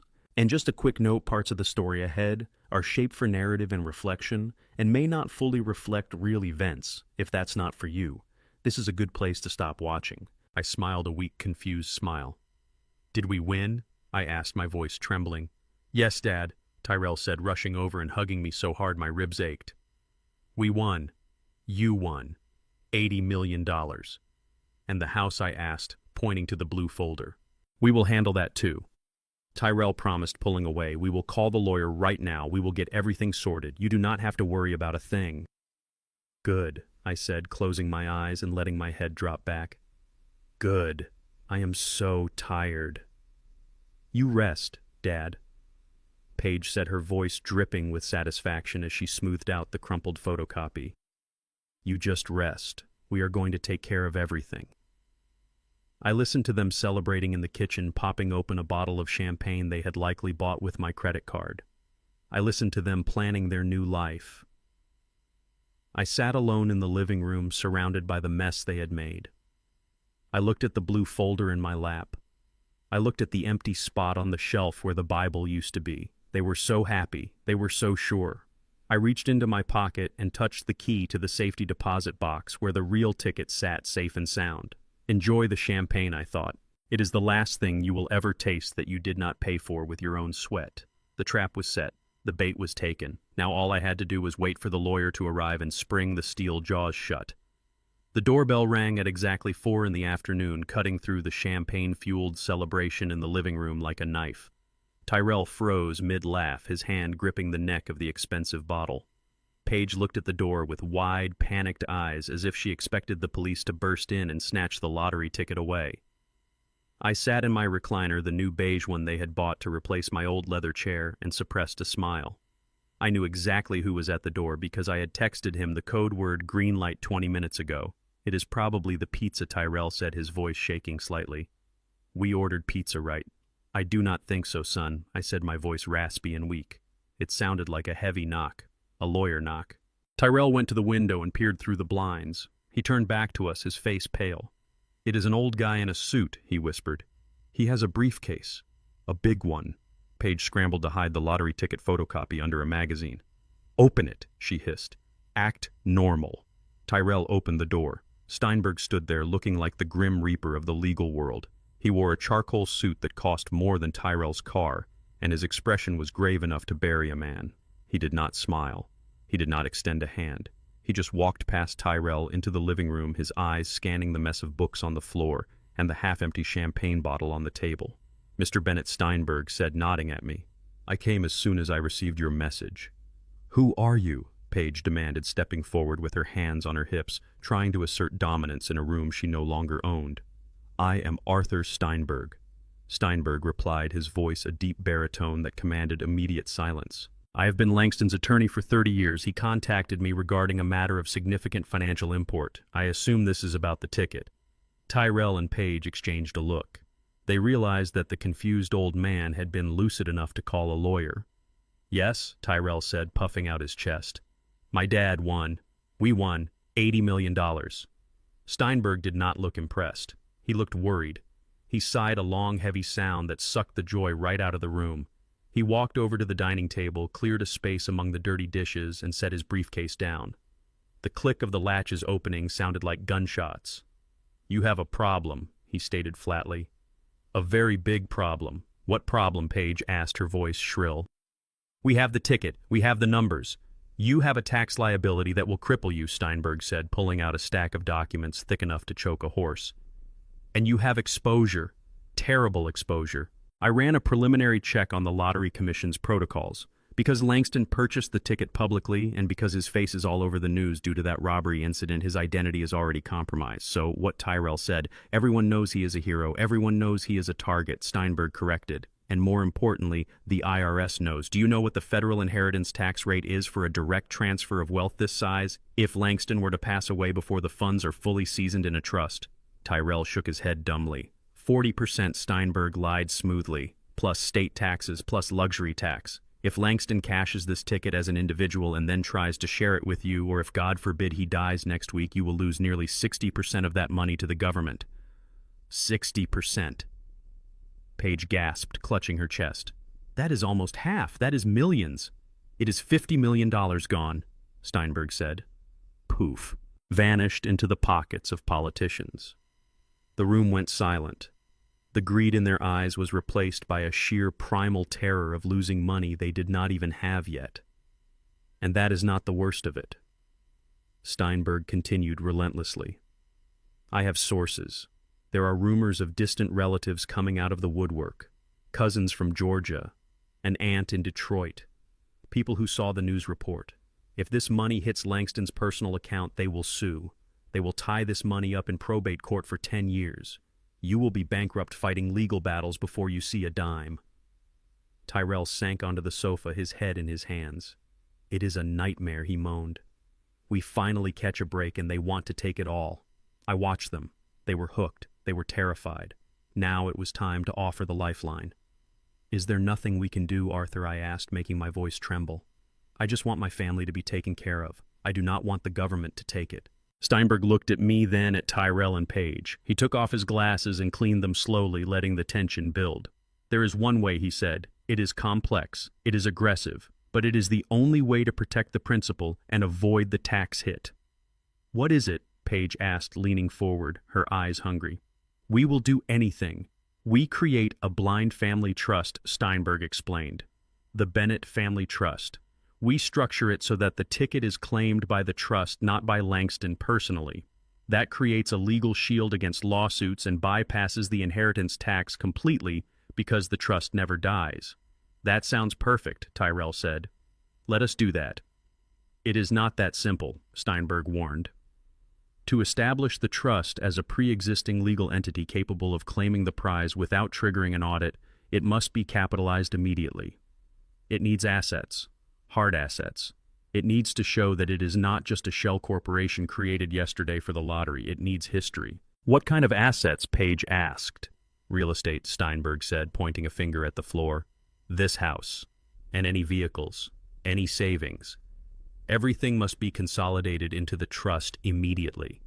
Today, before the ticket is cashed, the trust must own the property to establish domicile. I saw the hesitation in Paige's eyes. She was greedy, but she was also calculating. So we put the house in the trust, she said slowly. And who controls the trust? Steinberg pulled out a document entitled Irrevocable Trust Agreement. The grantor controls the trust, he said, gesturing to me. Langston. He is the one with the ticket. He is the origin of the wealth. He has to be the primary trustee for the first 90 days to satisfy the lottery commission. After 90 days, he can appoint beneficiaries. Beneficiaries, Paige repeated. That would be us, correct, Steinberg said. But to make this legal, to prove to the IRS that this is a consolidation of family assets, you two need to sign quitclaim deeds. You need to formally renounce any current claim to this property or Langston-S assets so they can be fully absorbed by the trust. You have to empty your pockets to fill the vault. Logic defied gravity, but greed defied logic. Steinberg was telling them that to get the $80 million, they had to give up the house completely. They had to sign it over to me. They had to make me the sole undisputed owner of everything so that the magical trust could protect the lottery money. It was the classic con. You have to give money to get money. You have to give up the shrimp to catch the lobster. I do not know, Tyrell said, looking at me. Sign over the house. We just moved in here, Dad. We have rights. I let out a long, wheezing cough, clutching my chest dramatically. You are right, son, I rasped. It is too much paperwork. I am tired. Maybe we should just pay the taxes. 40% is not so bad. We will still have, 30 million left after the lawsuits. That is enough. 30 million, Paige shrieked. Are you crazy, Langston? We are not throwing away $50 million just because you are lazy about paperwork. She turned to Tyrell, her eyes blazing. Sign the papers, Tyrell. But the house, he protested. It is a $500,000 house, Tyrell, she snapped. We are talking about 80 million. Do the math. Who cares about this dusty old house when we can buy a mansion in Malibu? We sign the papers, we wait 90 days, and then we are set for life. Do not be an idiot. Tyrell looked at Steinberg. Is that true? If we sign this, we get the full amount tax-free. Steinberg nodded, solemn as a judge. It is the only way to guarantee the full payout. But I need to know now. The lottery office closes at 5 tomorrow. If we do not have the trust established by morning, we miss the window for this fiscal quarter and the taxes go up another 5%. 5%, Page whispered, horrified. Give me the pen. Steinberg slid the documents across the table. He produced a heavy, expensive fountain pen, the kind that made a scratchy, authoritative sound on paper. First, the quitclaim deed, he said, pointing to the line. This transfers all rights, title, and interest in the property at 452 Martin Luther King Boulevard to Langston Bennett solely. Page snatched the pen. She did not even read the text. She signed her name with a flourish. She handed the pen to Tyrell. Sign it, she commanded. Tyrell hesitated. He looked at me. For a second, I saw a flicker of doubt. Maybe he remembered that I was the one who bought the house. Maybe he remembered that he had never actually contributed a dime to the mortgage. Or maybe he just felt the cold wind of vulnerability blowing through the room. Dad, he said, you will put us on the trust, right? After the 90 days. I looked him in the eye. I looked at the son who had told me to call a taxi because the game was tied. Of course, son, I said softly. I said, family takes care of family. He believed me. Or he wanted the money so bad he forced himself to believe me. He bent down and signed the deed. The sound of the pen scratching against the paper was the sweetest sound I had ever heard. It sounded like a lock clicking shut. Steinberg took the deed and slid the next document forward. Now the waiver of beneficiary rights, Steinberg said. This states that until the trust is fully vested in 90 days, you have no legal claim to the assets held within. This prevents the distant relatives from suing you directly. It protects you. Protects us. Page said, nodding. Smart. Very smart. She signed. Tyrell signed. They signed away their rights to the house. They signed away their rights to my car. They signed away their rights to my bank accounts. They signed a document that explicitly stated they were tenants at will with no equity interest in the property. They legally evicted themselves in their own dining room, thinking they were buying a ticket to paradise. Steinberg gathered the papers. He checked the signatures. He pulled out his notary stamp from his bag. He stamped each document with a heavy thud. Bam! Bam! Bam!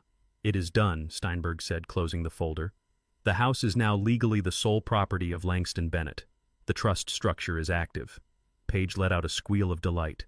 We did it! We are rich! She grabbed the bottle of warm champagne and took a swig straight from the bottle, classy as ever. When do we cash the ticket? She asked, wiping her mouth. Tomorrow morning, Steinberg said, standing up. I will pick Langston up at 9. We will go to the lottery commission together. You two should stay here. Keep a low profile. We do not want the press seeing you until the funds are secured. Perfect, Page said. We will start packing. I want to be out of this dump by the weekend. I looked at Steinberg. He gave me a barely perceptible nod.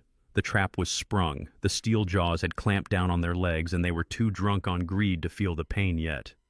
I am tired, I said, standing up. I think I will go downstairs. No, Dad, Tyrell said magnanimously. You take the master bedroom. Really, we insist. We can sleep on the air mattress tonight. After all, you are the grantor. I looked at him. He was offering me my own bed in my own house as if it were a favor. No, I said. I like the basement. It is quiet down there, and I have a lot of thinking to do. I walked to the basement door. I did not look back. I went down the stairs into the cool, damp dark. I sat on the air mattress. I pulled the photo of Coretta out of my bag. We got them, honey, I whispered. We got them. Upstairs, I could hear them celebrating. They were dancing, they were shouting, they were spending money they would never touch. I lay back and closed my eyes. I slept better on that deflated air mattress than I had slept in years.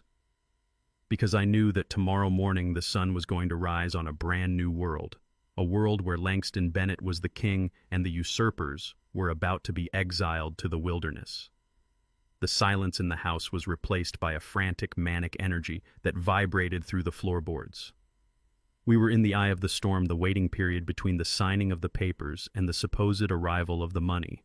Steinberg had told them that establishing the trust and verifying the ticket with the lottery commission would take 48 hours. He called it a standard compliance hold. To Tyrell and Paige, 48 hours sounded like a lifetime, but instead of waiting in humble gratitude, they decided to spend the time destroying their financial future. Paige disappeared early in the morning before I had even finished my coffee. She didn't say goodbye. She just grabbed her purse and the keys to Tyrell's sedan and peeled out of the driveway. When she returned 4 hours later, she wasn't driving the sedan. She was behind the wheel of a Porsche Cayenne. It was white, blindingly white, like a pristine iceberg floating in my cracked asphalt driveway. She honked the horn repeatedly, a sharp, aggressive sound that brought neighbors peering out from behind their curtains. I watched from the living room window as she stepped out. She was wearing sunglasses that covered half her face and carrying shopping bags from stores that didn't even exist in our zip code. She marched into the house and threw the keys on the coffee table right next to my foot. "Look at that beauty," she said, breathless with adrenaline. 0 to 60 in 3 seconds. I looked at the key fob. It was heavy and sleek. "How did you pay for that, Paige?" I asked, my voice quiet. "The money has not cleared yet." She laughed, a dismissive sound that grated on my nerves. "Credit, Langston." The power of leverage. I went to the dealership and showed them the photo of the ticket. I showed them the email from Steinberg about the trust. They practically licked the floor. I put $50,000 down on the platinum card and financed the rest at a ridiculous interest rate, but who cares? We will pay it off in cash on Friday. She didn't stop at the car. She pulled out her iPad and started showing Tyrell photos of mansions. "I put a deposit on the villa in Silver Creek," she announced. "It is non-refundable, but it secures the property, $10,000. And I ordered the Italian marble sofa for the new living room, another $15,000. She was swiping her credit cards like they were magic wands. I knew for a fact that those cards were already near their limit. She must have called the banks, screamed at supervisors, promised them millions just to get the limits raised for this spree. She was digging a hole so deep she would never see the sun again. She was buying a lifestyle she hadn't earned with money she didn't have, based on a lie she was too greedy to question. I sat there clutching my cane, watching her spend. Every dollar she charged was another nail in her coffin. She was so confident, so arrogant. She didn't look at me as a person anymore. I was just the ATM that dispensed the cash to cover her madness. But if Paige's greed was a fire, Tyrell's arrogance was an explosion. He had been pacing the house all morning, agitated and restless. Seeing Paige's new car seemed to snap something inside him. He didn't want to just buy things. He wanted to settle scores. He wanted to feel powerful. "I am going out," he announced, grabbing the keys to the sedan Paige had abandoned. "I have some business to finish." I knew exactly where he was going. He was going to the logistics warehouse where he used to work. He had told me he quit because the management didn't respect his vision. The truth, which I learned from a friend who worked security there, was that Tyrell had been fired for sleeping in a forklift and stealing copper wire. He had left in shame, escorted out by guards. Now he was going back. I did not try to stop him. I let him go. I sat in the living room and waited. 2 hours later, my phone buzzed. It was a notification from a local community Facebook group. Someone had started a live stream titled, "Local Lottery Winner Goes Crazy." I clicked the link. The video was shaky, filmed on a cell phone. It showed Tyrell standing in the middle of a loading dock wearing his best Sunday suit, which looked ridiculous amidst the pallets and forklifts. He was screaming. "Look at you all," he yelled, pointing a finger at a group of workers in neon vests. "You are ants. You are nothing. I made $80 million today. I could buy this whole building and turn it into a parking lot for my cars." He walked up to a man in a white shirt, presumably the manager who had fired him. Tyrell got right in his face. "Remember me, Henderson," he sneered. "Remember when you said I was lazy? Remember when you said I would never amount to anything? Who is the loser now? I am rich. I am a king. And you are just a little man with a clipboard." Tyrell knocked the clipboard out of the man's hand. Papers scattered across the dirty concrete. Tyrell laughed, a manic, unhinged sound. He reached into his pocket and pulled out a wad of cash, likely the last of the emergency fund he had stolen from my drawer upstairs. He threw the bills into the air, making it rain on the loading dock. "Pick it up," he shouted at his former colleagues. "Pick it up, peasants. That is more than you make in a week." Security guards rushed into the frame. Tyrell didn't run. He let them grab him, still laughing. "Do not touch the suit," he screamed as they dragged him toward the exit. "This suit costs more than your life." The video ended. I put the phone down. My chest felt tight, not from surgical pain, but from a profound, hollow sadness. That was my son. That was the boy I had taught to fish. That was the boy I had taught to change a tire. Somewhere along the way, the rot had set in so deep it had consumed him whole. He wasn't just lazy, he was malicious. He wanted to hurt people. He wanted to make others feel small, to make himself feel big. He came home an hour later disheveled and sweating, but with a gleam of triumph in his eyes. "I handled it, Dad," he bragged, pouring himself a drink. I closed that chapter. They know who Langston Bennett's son is now. Yes, I thought. They certainly do. And soon the police will know too. Evening fell. The house quieted down. The manic energy of the day began to fade into a heavy exhaustion. Tyrell passed out on the sofa, still wearing his suit jacket. Paige was on the back patio, pacing back and forth with a glass of wine and her phone pressed to her ear. I needed water. I walked to the kitchen, moving silently in my socks. The patio door was cracked open, just a sliver to let in the cool night air. I could hear Paige's voice clearly. She wasn't shouting anymore. She was using her business voice, the one she used when she was trying to negotiate a discount or return a dress she had already worn. "Yes, Sunnyvale Estates," she said. "I am looking at the brochure right now.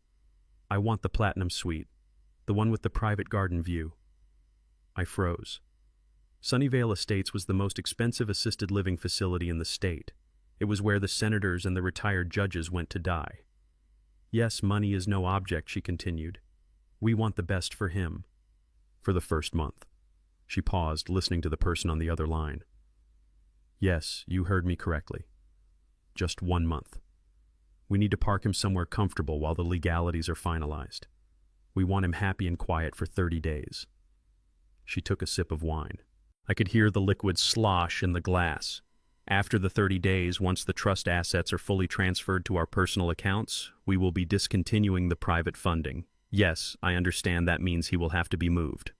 She laughed. It was a cold, dry sound that chilled me more than the night air ever could. "Oh, do not worry about where he goes after that. Transfer him to the state ward. Send him to the charity wing. I really do not care, as long as he is out of the Platinum Suite and out of my life. He thinks he is moving into the new mansion with us. Can you believe that? He smells like old medicine and dusty books. I am not having that in my new house. Give him 30 days of luxury so he signs whatever we need him to sign and then flush him." I stepped back from the window. My hand went to my chest, instinctively covering the scar. The beat of my heart was steady, strong. It didn't flutter, it didn't break. Flush him. That was their plan. That was the end game. A month of fake kindness, a month of a nice room with a garden view, just long enough to drain the accounts and secure the power. And then the state ward, the smell of bleach and boiled cabbage, the loneliness. The end. They didn't just want the money. They wanted to erase me. They wanted to consume everything I had ever built, everything I was, and then discard the husk. I turned around and walked back to the basement door. I didn't look at Tyrell sleeping on the sofa dreaming of his revenge. I didn't look at the white Porsche in the driveway. I went down into the dark. I sat on the air mattress. I took out my phone. I dialed Steinberg's number. It was late, but I knew he would answer.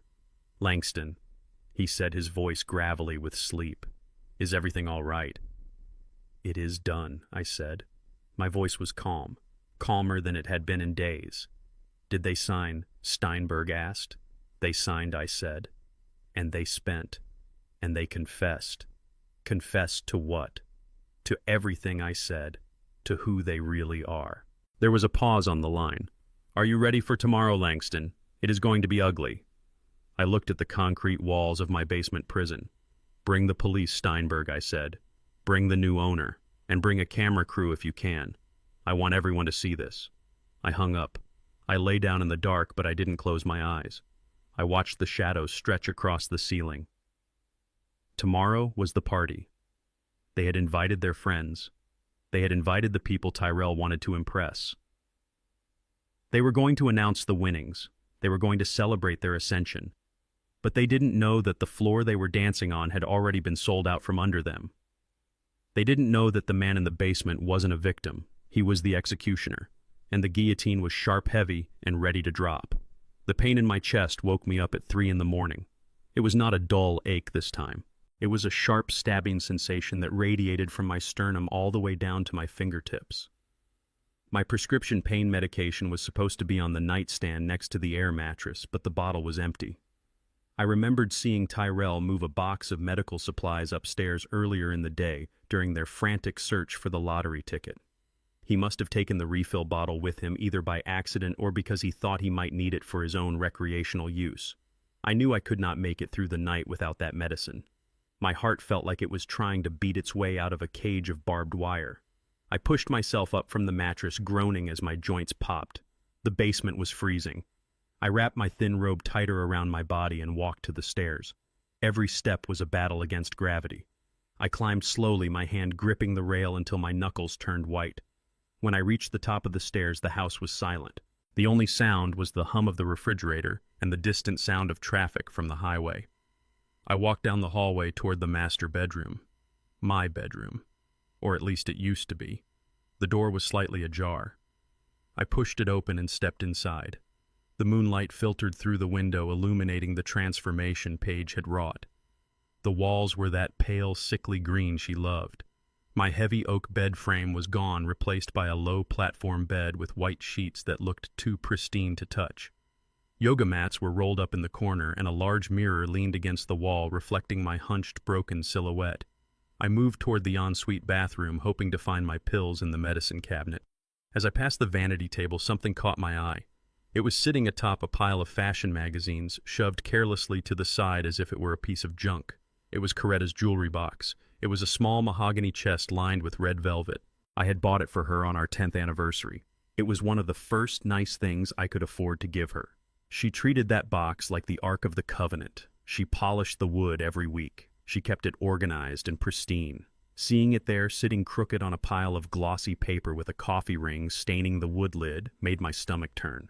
I forgot about the pain in my chest. I forgot about the medicine. I walked over to the vanity and reached out with a trembling hand. I lifted the lid. Inside it was a chaotic jumble. Necklaces were knotted together in a gold and silver tangle. Rings were scattered loose, not in their slots. But my eyes went straight to the small compartment in the center, the place where Coretta kept her most prized possession, her pearl earrings. They were Akoya pearls. I had saved for 2 years to buy them for her 50th birthday. They were not just jewelry, they were a promise. Coretta had worn them to church every Sunday. She had worn them to Tyrell's graduation. She had worn them in the casket when I said goodbye to her. I had taken them off her before they closed the lid because she had made me promise to save them. Save them for Tyrell's wife, she had said. Or his daughter. Keep them in the family Langston. I saw the creamy white spheres sitting in the velvet groove. I let out a breath I didn't know I was holding. They were still there. I reached out to touch them. I needed to feel something of hers. I needed to feel the cool, smooth weight of the only woman who had ever truly loved me. My finger brushed against the pearl. It felt warm. I frowned. Real pearls are cold to the touch. They take time to warm up to the skin. These felt like room-temperature plastic. I picked one up. It was light. Too light. It felt like nothing in my palm. I brought it closer to my eye, squinting in the dim light. Near the post where the gold met the sphere, there was a tiny seam, a ridge of plastic molding. I rubbed my thumb over the surface. A flake of pearlescent paint chipped off, revealing dull white plastic underneath. My heart stopped beating for a second. The silence in the room became a roar in my ears. They were fake. They were cheap costume jewelry replicas, the kind you buy at a drugstore for $5. I dropped the fake earring back into the box as if it had burned me. I started digging through the tangled mess of chains and rings. Where were they? Maybe she moved them. Maybe she hid them. Then I saw it. A crumpled piece of yellow paper shoved into the corner of the box underneath a tangled gold chain. I pulled it out and smoothed it against the mahogany wood. It was a receipt. A pawn shop receipt from a place called Quick Cash on 5th Street. Date: October 12th, 1 month ago. Item: vintage Akoya pearl earrings, 14K gold posts. Amount: $500. I stared at the number. $500. Those earrings were worth $2,000 easy. But that wasn't the point. They sold my dead wife's legacy. They sold the last piece of Coretta I had left to give to the future. And for what? I looked closer at the receipt. Stapled to the back of it was another slip of paper. A credit card receipt from a nightclub called Velocity. The date was the same. October 12th. The amount was $480. VIP bottle service, Grey Goose vodka, They sold her pearls to go to a club. They traded 40 years of love and sacrifice for one night of vodka and loud music. They pawned my wife's soul for a hangover. I felt a physical blow to my gut. I gripped the edge of the vanity to keep from falling. The pain in my chest incision flared hot and vicious, but it was nothing compared to the cold, dead feeling spreading through my veins. I looked at the bed where Tyrell and Paige were sleeping. They were tangled in the expensive sheets, breathing softly. My son. My daughter-in-law. I remembered Tyrell as a boy sitting on Coretta's lap touching those earrings. Pretty mama, he used to say. I remembered Paige crying at our dinner table, saying she couldn't wait to have a piece of jewelry as beautiful as those pearls one day.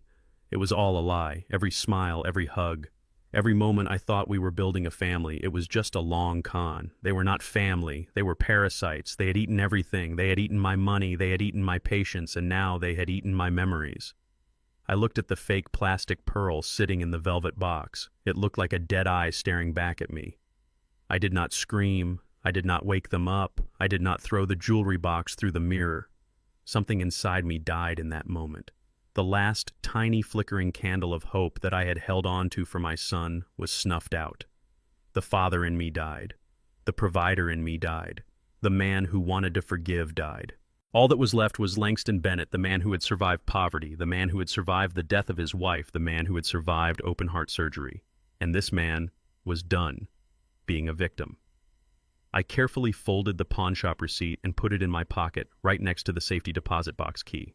I left the fake pearls exactly where they were. I turned around and walked out of the room. My steps were silent. My breathing was steady. The pain in my chest was gone, replaced by a numbness that was absolute. I went back down to the basement. I sat on the air mattress.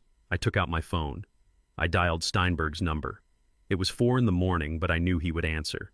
He was an insomniac, and he knew tonight was the night everything changed. Bennett Steinberg answered on the second ring, his voice alert. "What is it? Did they find the ticket?" "No," I said. My voice sounded strange to my own ears. It sounded like metal grinding on stone. "Then what is wrong?" "They sold the earrings Steinberg." "What earrings?"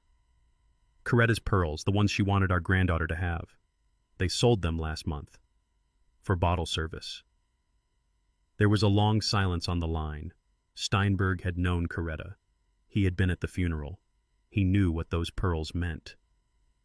"I am sorry," Langston Steinberg said softly. "I am truly sorry." "Do not be sorry," I said. "Be ready." "For what?" "The play is over, Steinberg. I am done acting. I am done being the confused old man. I am done being the victim. What do you want to do?" "Tomorrow is the party," I said. "They invited everyone, their friends, the neighbors. They want to show off the big win. They want me to announce the trust. Yes, that is the plan." "Change the plan," I said. "How?" "I want everything ready for tomorrow night. I want the eviction notice printed. I want the new deed certified. I want the police on standby. And I want you to bring the video equipment." "Video equipment, yes. I installed cameras 3 days ago, Steinberg. Little ones, hidden in the smoke detectors. I have footage of them tearing apart the library. I have audio of them talking about the nursing home. I have everything." "You want to show it at the party?" Steinberg asked. "I want to burn it all down," I said. "I want to show everyone who they really are. I want their friends to see it. I want the neighbors to see it. I want them to stand in the middle of that room and feel the shame peel the skin off their bones. It will be brutal," Langston Steinberg warned. "It will be a massacre." "Good," I said, "because they didn't just steal my money, Steinberg. They stole my wife's memory. They pawned her spirit for $500. "I understand," Steinberg said. "I will make the calls. Noon tomorrow." "Make it 1 o'clock, I said. "Let them get a few drinks in. Let them feel comfortable. Let them feel rich. It will hurt more when they fall." I hung up the phone. I reached into my bag and pulled out the photo of Coretta. I traced her face with my thumb. I looked at the pearls in her ears in the photo. They were white and luminous. "I will get them back, honey," I whispered to the picture. "I will buy them back from the pawn shop first thing in the morning. And then I am going to make sure the people who did this never touch anything beautiful again." I lay back on the mattress. I stared at the ceiling, listening to the house settle. It was the last night I would ever spend in this basement. It was the last night Tyrell and Paige would ever sleep in a bed they didn't pay for. Tomorrow was execution day. and the judge, the jury, and the executioner were all lying right here on this air mattress waiting for the sun to rise. The crystal chandeliers of the grand ballroom at the Ritz-Carlton shimmered overhead, casting a golden glow on the 300 guests Paige had invited. It was a sea of designer gowns, black tuxedos, and fake smiles. These were the people Paige had spent her entire 20s trying to impress. The high society crowd from the country club she could not afford to join, the former sorority sisters who had married investment bankers, the people who had looked down on her for marrying a mechanic's son. Tonight she had brought them all here to witness her ascension. She wanted them to see her claim the throne. I stood near the entrance, leaning heavily on my cane, watching the spectacle. Steinberg stood beside me, silent as a tombstone. We watched the waiters circling with trays of caviar and glasses of Dom Perignon. I knew for a fact that Paige had put the $50,000 deposit for this party on a high-interest credit card she had opened in my name 3 days ago. She had signed the contract for the remaining $100,000 balance, promising payment within 48 hours of the trust funding. She was drinking champagne that cost $300 a bottle, paid for with money that did not exist. There she was, in the center of the room. She was wearing a silver sequined gown that hugged every curve, looking like a disco ball made of knives. She was laughing, throwing her head back, holding court. Tyrell stood next to her, looking uncomfortable in a tuxedo that was slightly too tight. He was drinking scotch rapidly, his eyes darting around the room. He looked like an imposter at his own coronation. He knew he didn't belong here, but his greed was forcing him to play the part. Steinberg leaned in close to my ear. "Are you ready, Langston? Once we start this, there is no going back." I touched the pocket of my jacket where the remote control for the projector rested. I touched the other pocket where the crumpled pawnshop receipt lay. "I have been ready for 20 years, I said. The music lowered. A spotlight hit the center stage. Tyrell stepped up to the microphone. He tapped it nervously. The feedback squealed, causing the guests to wince. "Excuse me, everyone," Tyrell said, his voice booming through the speakers. "If I could have your attention." The room quieted down. 300 pairs of eyes turned toward the stage. "Thank you all for coming tonight," he continued, gaining a little confidence. "Tonight is a special night. A night of family, a night of legacy. As many of you know, my father, Langston Bennett, recently came into a significant fortune. A murmur of excitement rippled through the crowd. This was what they came for, the smell of fresh money. But more importantly, Tyrell said, gesturing toward me with a sweeping hand, "Tonight is about trust. My father is a simple man, a hard-working man, and he knows that managing an empire requires youth and vision. So tonight, he is going to officially hand over the stewardship of the Bennett family trust to me and my beautiful wife, Paige." Applause broke out. Polite golf claps. Paige beamed, waving to the crowd like a pageant queen. Dad, Tyrell called out, "Come on up here, come say a few words." The spotlight swung around, blinding me for a second. I blinked. I gripped my cane. I began the long, slow walk to the stage. The crowd parted for me. I saw their faces. They looked at me with a mixture of curiosity and pity. To them, I was just the old lucky mechanic, the stepping stone for Tyrell's success. I climbed the stairs to the stage. Tyrell reached out to help me, his hand clammy. He tried to hug me for the crowd. I stiffened, refusing to return the embrace. He pulled away quickly, covering the awkward moment with a laugh. "Here he is," Tyrell said, handing me the microphone. "The man of the hour." I took the microphone. It felt heavy in my hand, heavier than a wrench. I looked out at the sea of strangers. I looked at Paige standing in the front row, her eyes shining with avarice. I looked at Tyrell standing beside me, sweating under the hot lights. "Thank you," I said. My voice was rough, gravelly. It echoed in the large hall. "My son says this night is about family. He is right. It is about knowing who your family really is." Tyrell nodded encouragingly, thinking I was going off on a sentimental tangent. "I want to tell you a story." I continued. A story about a man who loved his son. This man was a mechanic. He worked with his hands. He came home with oil on his skin every day for 40 years. He did this so his son would never have to touch a tire iron. He did this so his son could go to college. He did this so his son could have soft hands. The room was silent. People love a rags to riches story. The son grew up, I said.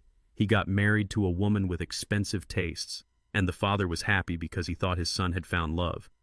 But then the father got sick. His heart began to fail. He needed surgery. He needed help. I paused. I looked directly at Paige. Her smile faltered slightly. And when the father was in the hospital bleeding and in pain, he asked his son for a ride home. And the son said, "No, Dad, the game is on. Call a taxi." A few nervous titters rippled through the crowd. They thought I was joking. They thought this was a roast. Tyrell laughed nervously, shifting his weight. "Good one, Dad," he whispered. "Keep it moving." And when the father got home, I continued, my voice dropping an octave, getting colder, getting harder. He found that his son and his wife had changed the locks. They let him in eventually, but they told him his bedroom was gone. They told him he coughed too much. They told him he smelled like old medicine. So they put him in the basement. The nervous laughter died. The room went dead silent. Paige's smile vanished completely. She took a half step forward, her eyes widening. "They put him on an air mattress on the concrete floor," I said, "while they slept in his bed, while they ate off his wife's china, while they drank his wine." Dad, Tyrell hissed, stepping closer to me. "Stop it! You are confused. This is not the time." I turned to him. I looked him dead in the eye. "I am not confused, son. I have never been clearer. You see, folks, my son thinks I am senile. He thinks the anesthesia rot my brain. He thinks I do not hear them talking at night through the vents. He thinks I do not know what they planned." I reached into my pocket and pulled out the remote. They wanted the money, I said. They wanted the $80 million, but they did not want the father attached to it. They wanted the trust, but they did not want the truster. So they made a plan to put the old man in a nursing home, a plan to declare him incompetent, a plan to erase him. Tyrell grabbed my arm. "Give me the mic." He growled, his mask of the loving son slipping to reveal the panic underneath. "Cut the mic." Someone cut the mic. But Steinberg had paid the sound guy $500 before the show started. The mic stayed on. I pulled my arm away from Tyrell. I pointed the remote at the massive projection screen behind us, the screen that was supposed to show a photo montage of our happy family life. "But why tell you?" I said. "When I can show you." I pressed the button. The screen flickered to life. The image was grainy black and white footage from a hidden camera. It showed my living room. The timestamp was 3 days ago. The audio boomed through the speakers crystal clear. Paige's voice filled the ballroom, sharp and venomous. "He smells like death, Tyrell. I cannot stand it. We have to get him out of here." The crowd gasped. It was a collective, sharp intake of breath. On screen, Paige was pacing, holding a glass of wine, kicking my old shoes out of her way. "Just give it a week," Tyrell's voice replied from the speakers. "We get him to sign the papers, then we dump him at the state facility.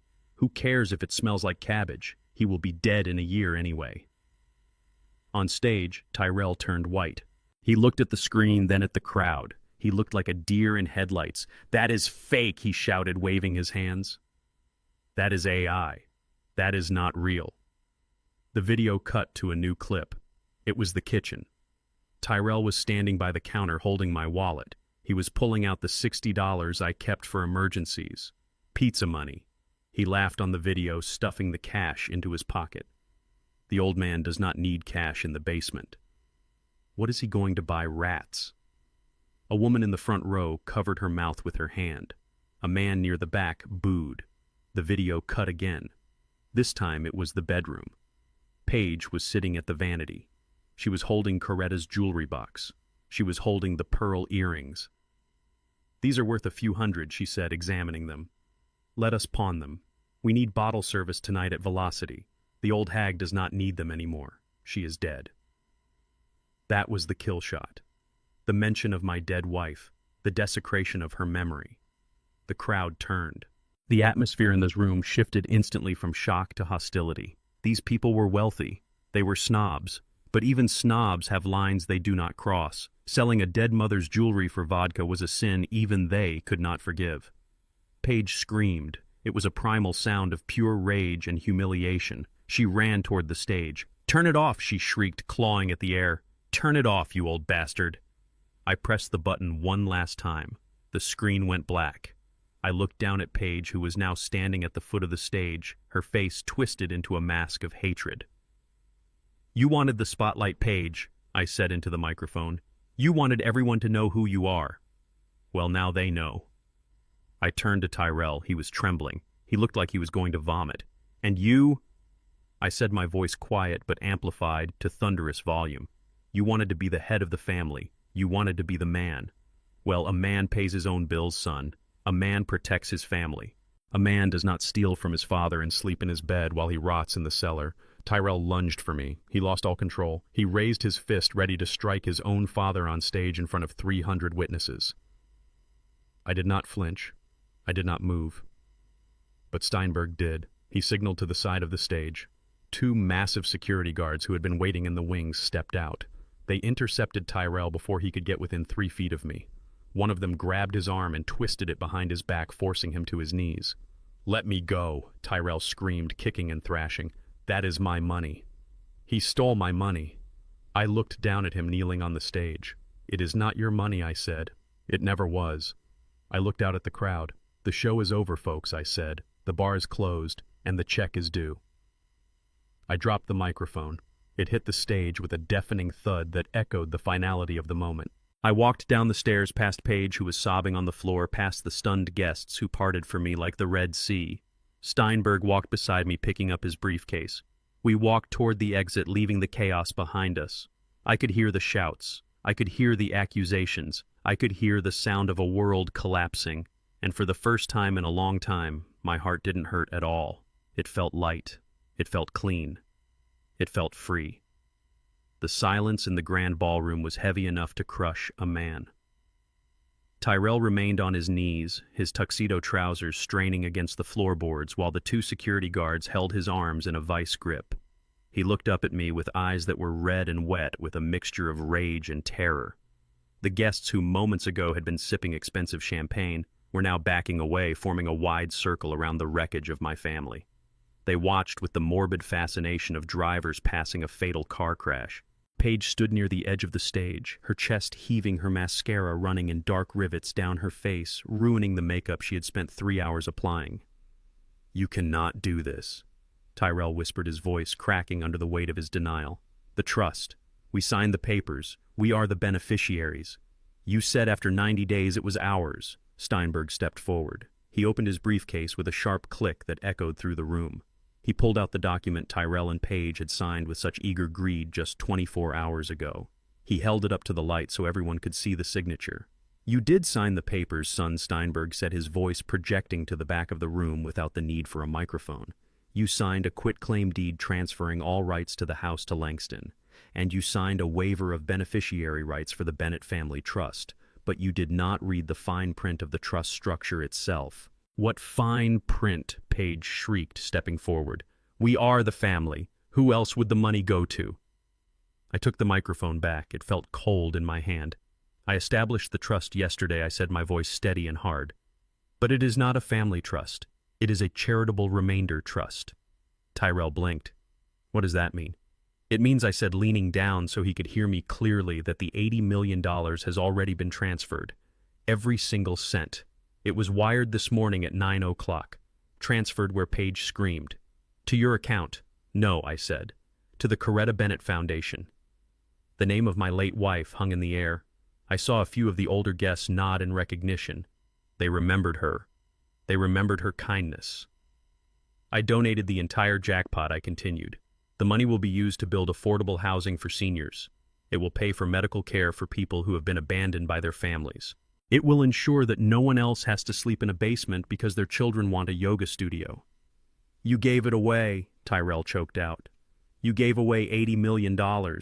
"I did not give it away," I corrected him. "I invested it in people who deserve it, people who know the value of $1, people who would never sell their mother's jewelry for a bottle of vodka." "You are lying," Paige hissed. "You are just saying that to hurt us. You would never throw away that kind of money. You are too cheap. You are a miser." Steinberg pulled another document from his case. It was a receipt, a wire transfer confirmation from the Lottery Commission directly to the nonprofit organization escrow account. "It is done," Mrs. Bennett Steinberg said coldly. "The money is gone. It is irrevocable. Langston Bennett does not have $80 million, and neither do you."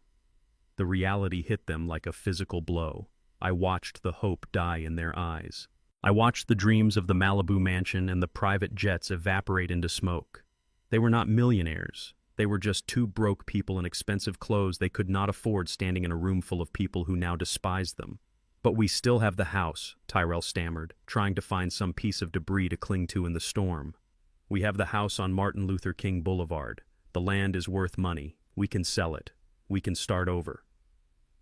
I shook my head slowly. "You do not have the house, son.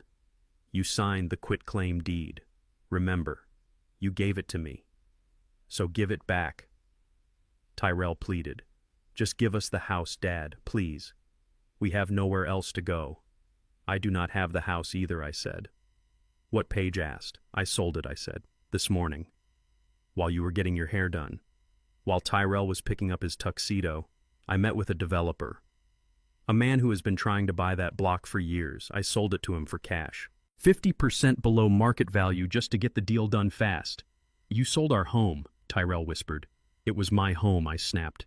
"You were just squatting in it, and the new owner takes possession in 1 hour. He is sending a crew to change the locks and clear out the debris." "Debris," Paige whispered. "Our stuff. Your stuff is on the curb," I said, "or it will be by the time you get there, if the scavengers have not gotten to it first." The devastation was total. They had nothing. No money, no house, no future.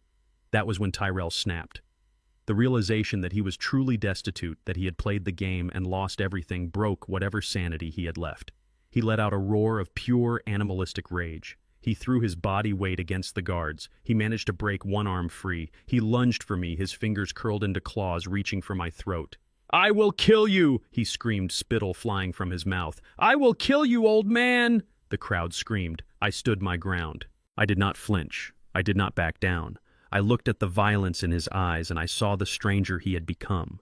The security guard slammed Tyrell back onto the floor face first. I heard the air leave his lungs in a whoosh. The second guard dropped a knee onto his back, pinning him down. Tyrell thrashed and cursed, shouting obscenities that made the high society guests cover their ears. "Get him off me," Paige yelled, running toward Tyrell. "Let him go." She raised her hand to strike the guard. It was a foolish mistake. The guard caught her wrist mid-air. He did not hurt her, but he held her firm. "That is assault, ma'am," he said, his voice flat. Suddenly the double doors at the back of the ballroom burst open. It wasn't the police. Not yet. It was the hotel manager, a man named Mr. Sterling, no relation to the lawyer. He looked furious. He was followed by two men in cheap suits holding clipboards. Mr. Bennett, the manager, shouted, marching through the crowd. "Mr. Tyrell Bennett." Tyrell looked up from the floor, his face pressed against the carpet. What he spat. "Your credit card was declined," the manager announced loudly enough for everyone to hear. "We tried to run the final balance for the event, the catering, the bar tab. It came back insufficient funds. We tried the secondary card, also declined. We tried your wife's card, declined." Of course they were declined, I thought. I had called the fraud department this morning. I had reported all the cards Paige had opened in my name as stolen. I had frozen everything. "That is a mistake," Paige shouted, struggling against the guard. "We are millionaires. Run it again." "It has been run 5 times, the manager said, his face red. "The bill is $150,000, and unless you can produce a valid form of payment right now, I am calling the authorities for theft of services." $150,000, Tyrell moaned into the carpet. "And we are next," one of the men with the clipboard said, stepping forward. He looked at Tyrell on the floor, then at Paige. "Are you Paige Bennett? Get away from me," she hissed. "You are served," the man said, dropping a stack of papers on the floor next to her. "Lawsuit from the Porsche dealership. You put a deposit down with a fraudulent check. They want the car back immediately." The second man stepped up. "And this is from the furniture store, and the travel agency, and the wedding planner." Papers rained down on them like confetti at a parade from hell. Lawsuits, summons, demands for payment. The debt they had racked up in 48 hours based on a lie was burying them alive. Steinberg looked at me and checked his watch. "Right on time," he murmured. Then came the sirens. We could hear them wailing outside, getting closer and closer. The guests began to scatter, heading for the exits, terrified of being associated with the disaster unfolding on stage. The police entered the ballroom. 4 uniformed officers. They did not look happy. They saw the security guards holding Tyrell down. They saw Paige screaming at the process server. "What is going on here?" the sergeant demanded. That woman tried to assault my staff, the security guard said, pointing at Paige, and this man tried to attack his father. Arrest them, I said, stepping forward. My voice was calm, cold. I want to press charges. Attempted assault, elder abuse, and fraud. Fraud. Paige screamed, "You are the fraud. You tricked us." "I did not trick you," I said. "I tested you, and you failed." The police hauled Tyrell up from the floor. He was weeping now, the rage replaced by a pathetic sobbing fear. They handcuffed him. The click of the metal cuffs was the final period at the end of his sentence. "Dad, please," he cried, snot running down his nose. "Dad, do not let them take me. I am your son." I looked at him. I looked at the man who had left me at the hospital, the man who had put me in a basement. "I have no son," I said. My son died a long time ago." They handcuffed Paige. She kicked and screamed, cursing me, cursing Tyrell, cursing the world. They dragged them out of the ballroom through the kitchen exit so they would not disturb the remaining guests. Steinberg and I followed them out to the front of the hotel. The valet stand was chaotic, but right in the center of the driveway a tow truck was backing up to the white Porsche Cayenne. No Paige screamed as the officers shoved her into the back of a squad car. Not the car. Anything but the car. The tow truck driver hooked the chains onto the axle. He lifted the pristine white SUV into the air. The alarm started blaring a rhythmic honking that sounded like a death knell for their vanity. I watched as they were driven away in the back of the police car. I watched as the tow truck dragged their dream car down the street. I watched the hotel manager talking to the police, pointing at the ballroom where the unpaid champagne was getting warm. They had lost everything. Their home, their car, their reputation, their freedom. Steinberg put a hand on my shoulder. "It is done, Langston," he said. I looked at the empty driveway. I felt the cool night air on my face. My chest still ached from the surgery, but the heaviness, the crushing weight of betrayal was gone. "Let us go," I said. "Where to?" Steinberg asked. "To the airport," I said. "I have a plane to catch." I did not look back. I walked away from the luxury hotel, away from the wreckage of my family. I hailed a taxi. Not a limousine, just a regular yellow cab. The driver looked at me in the rearview mirror. "Where to, boss?" "Take me to the terminal," I said, "and turn off the meter. I am buying the ride." I leaned back in the seat and closed my eyes. For the first time in years, I did not have to worry about anyone but myself. I was 70 years old. I had a heart condition. I was alone. But as the taxi merged onto the highway heading toward a future I had chosen for myself, I realized I had never been more alive. The surgery had fixed my heart, but tonight I had saved my soul. 3 months have passed since the night the police dragged my son out of the Ritz-Carlton in handcuffs. The legal fallout was swift and brutal.